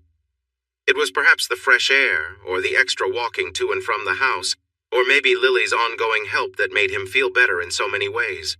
Whatever the reason, Silas was getting better quickly. Being around people, having visitors, and enjoying interesting conversations seemed to lift his spirits and boost his energy. On the third night, when Lily started to dry him after his bath, he took her in his arms, kissed her gently, and whispered, "It's time I show you my appreciation for everything you've done for me while I heal." He turned her gently, and with care, unbuttoned the buttons on her dress. He slipped it off her shoulders and laid it neatly over a chair, then knelt and removed her shoes. He then turned and filled the bathtub with clean water. While it was filling, he took off her underwear and placed it next to her dress. He had never seen her without clothes before. In fact, he had only seen what she showed to others. He kept his eyes away from her until everything was ready, then turned to face her. Lily felt proud of her appearance, but now, standing without clothes, she felt shy. She resisted the urge to cover herself as he admired her. She hoped he would like what he saw, but she worried she might be too thin or not quite right for him. "I never thought I would see a body as beautiful as yours, my love," he said with admiration. She felt her cheeks warm and excitement bubbled inside her. She wished to be closer to him, but instead, he led her to the bath, helped her in, and washed her as she had washed him. She noticed how he responded to her gentle touch, but she felt a rush of feelings deep inside. He focused on her curves, showing her care, and made her feel special. She nearly lost herself when he placed the washcloth aside and gently cleaned her with his fingers. She had explored herself before, but his touch was different and made her feel things she hadn't felt before. He guided her legs apart and touched her softly, bringing forth a warmth throughout her body. He noticed her reaction and gently touched her in a way that made her breath catch. The warmth spread through her, and she felt a delightful sensation. Just then, he said it was time to get out and dry off. He was very careful as he dried her, making her feel alive, but not overwhelmed. Once she was dry, he gently led her to the bed. She lay down and saw him looking at her with affection. She reached out to him. To her surprise, he instead knelt beside her and began to kiss her legs. It felt nice, but she wanted to be closer, and she asked him to stop teasing. He paused, just inches away from her. Lily and Silas shared a close, tender moment, enjoying each other's presence. Silas, though still healing, seemed genuinely happy to be near her, and they both found comfort in the quiet togetherness they shared. "Lily," he whispered with a hint of humor, "you might want to keep a pillow nearby to muffle your voice. I think half the town could hear us laughing." Lily felt a mix of embarrassment and laughter at his playful tone, knowing he was only half serious. As they continued to rest together, Silas spoke gently, explaining that while he was still regaining his strength, they would need to be careful. Lily listened, eager to make this time as special and easy for him as possible. They found their own rhythm, with Silas guiding her gently and carefully, making sure she felt safe and understood. With patience and warmth, they grew closer. Their bond strengthened as they shared a quiet connection, finding peace in each other's presence. The evening brought a sense of unity that left them both feeling understood and deeply connected. He learned that she was very sensitive and could feel joy in special ways. Even a pillow could not hide her strong voice when she felt those feelings. He slept better than ever, with her head resting on his shoulder and her leg over his. Though tired, she wanted to share more moments together the next morning. She quickly found her joy again, using the pillow more comfortably this time. They washed up again, separately, got dressed, and went for breakfast at home. When they arrived, they were met with smiles and light laughter. It became clear that their secret was out. With a warm smile, Gwen hugged her daughter and softly said, "Don't worry about them, they're just envious." "Well, I guess I am too." Now, I don't mean to intrude, but instead of living in Austin, how about you and Silas find a place in the countryside away from everyone after you marry? Lily blushed, just as Gwen hoped, while Silas squinted, trying to avoid everyone's amused looks. They both felt the awkwardness of being the center of attention. Most weddings at that time were either quick affairs or had been planned for a long time. Kathleen and Samuel had just gotten engaged and were preparing for a December wedding right before Christmas. Now that Lily and Silas had decided to marry, Lily took charge. She wanted to marry as soon as possible, and no one tried to stop her. They were too worried about her reaction if they suggested waiting. After the excitement of the past few nights, they all felt a sense of urgency to celebrate their joining. Lily decided that late September would be a perfect time, and everything started to fall into place. The governor was not only present, but also helped to lead the ceremony, alongside a minister from Georgetown and a priest from a local chapel where the wedding took place. The wedding was held on September 22nd, after General McCleary agreed to allow Silas to start his service again on November 1st, recognizing his bravery and injuries. The ceremony included different religions, but since Lily organized everything and Uncle Orrin donated to secure the chapel, even the priest didn't seem upset. Lily's matron of honor was her mother, who was expecting a baby. Two of her bridesmaids were Kathleen and Mary Jane, while surprisingly the third was Tilly. Tilly was honored for helping train Silas and guiding Lily. They spent their honeymoon in Mexico, starting in the historic city of Veracruz, founded by Hernan Cortez. After a week, they got back on their rented boat and asked the captain to show them the beautiful seacoast he loved. They traveled along the Gulf Coast, exploring the Yucatan Peninsula. They were amazed by the bright turquoise water and the white sandy islands in the Caribbean Sea. They enjoyed every part of their guided trip, but wanted to end with a visit to the Mayan ruins at Tulum. There, they met local people who looked similar to the healer they had encountered before. The locals shared stories about their ancestors. They explained the purpose of the temples and pyramids and told them that Tulum was once an important trading center. They spoke of the spirits that were said to linger in the old ruins and cautioned them to leave before night fell. Silas smiled and nodded, sending the locals away. Then he decided to camp on the beach, across the small lagoon from Tulum. The captain and crew chose not to join them, which was just what Silas wanted. Once they were back on the boat, the locals returned to their town not far away, and the sun set. Silas and Lily relaxed on the sleeping mats under the open sky. They felt free, talking and gazing at the stars. As they unwound, they embraced the peacefulness around them. That night had no moon, and the sky was nearly clear. The stars and constellations shone brightly, guiding ancient travelers.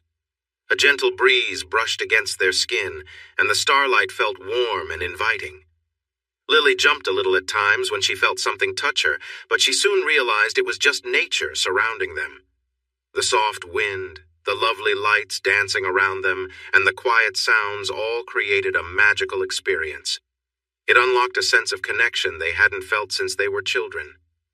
They discovered and rediscovered many things as they lay there amid the unknown. It was a dreamlike, enlightening experience. When the night faded and the presences seemed to drift away, Silas and Lily found themselves feeling a deep bond that was different from anything they had felt before. They sensed a new life beginning between them. As they held each other under the stars, distant beings returned, singing sweetly about the joy of new life. The next morning, when they returned to the boat, the captain and crew greeted them with respect. They noticed a glow around their sleeping area and heard the soft whispers carried by the wind. They felt a mix of wonder and fear. Having shared such an experience with the spirits was daunting for the crew. Thus, Silas and Lily earned their admiration. They returned home the same way they had left, from the lively seaport of Indianola on the Texas coast.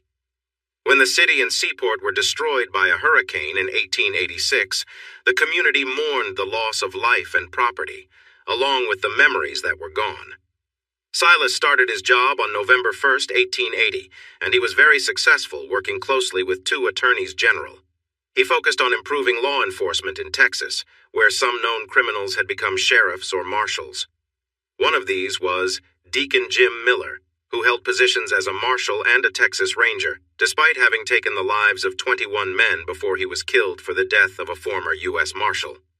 Silas was also a caring father and husband, and their family thrived during those early years. Lily taught herself and finished her secondary education. She gave birth to their first child, a boy named Robert, after her father, and a girl named Edel, after Silas's grandmother. Lily was a devoted wife and mother, and while waiting for the University of Texas to open in 1883, which was just 6 blocks from their new home, she continued her education through reading and correspondence. The 2 years between having the twins and starting university gave Lily the chance to become well known in Austin society, just as she had in San Antonio. By the time she began her classes in 1883, she was nearly as famous as her husband. Being the most attractive woman in the room was both a joy and a challenge, particularly because her husband was somewhat jealous. This situation became more complicated when she began her studies at the university, where many young men and impressed professors sought her attention, even though they knew she was married. But that's a different story. And so concludes the tale of their great love, leading into the next chapter of their exciting lives. Hey everyone! Thanks for watching. Don't forget to subscribe and turn on notifications so you won't miss any of the exciting stories we have coming up. What do you think about the characters in this story? Let us know in the comments. We'd love to hear from you.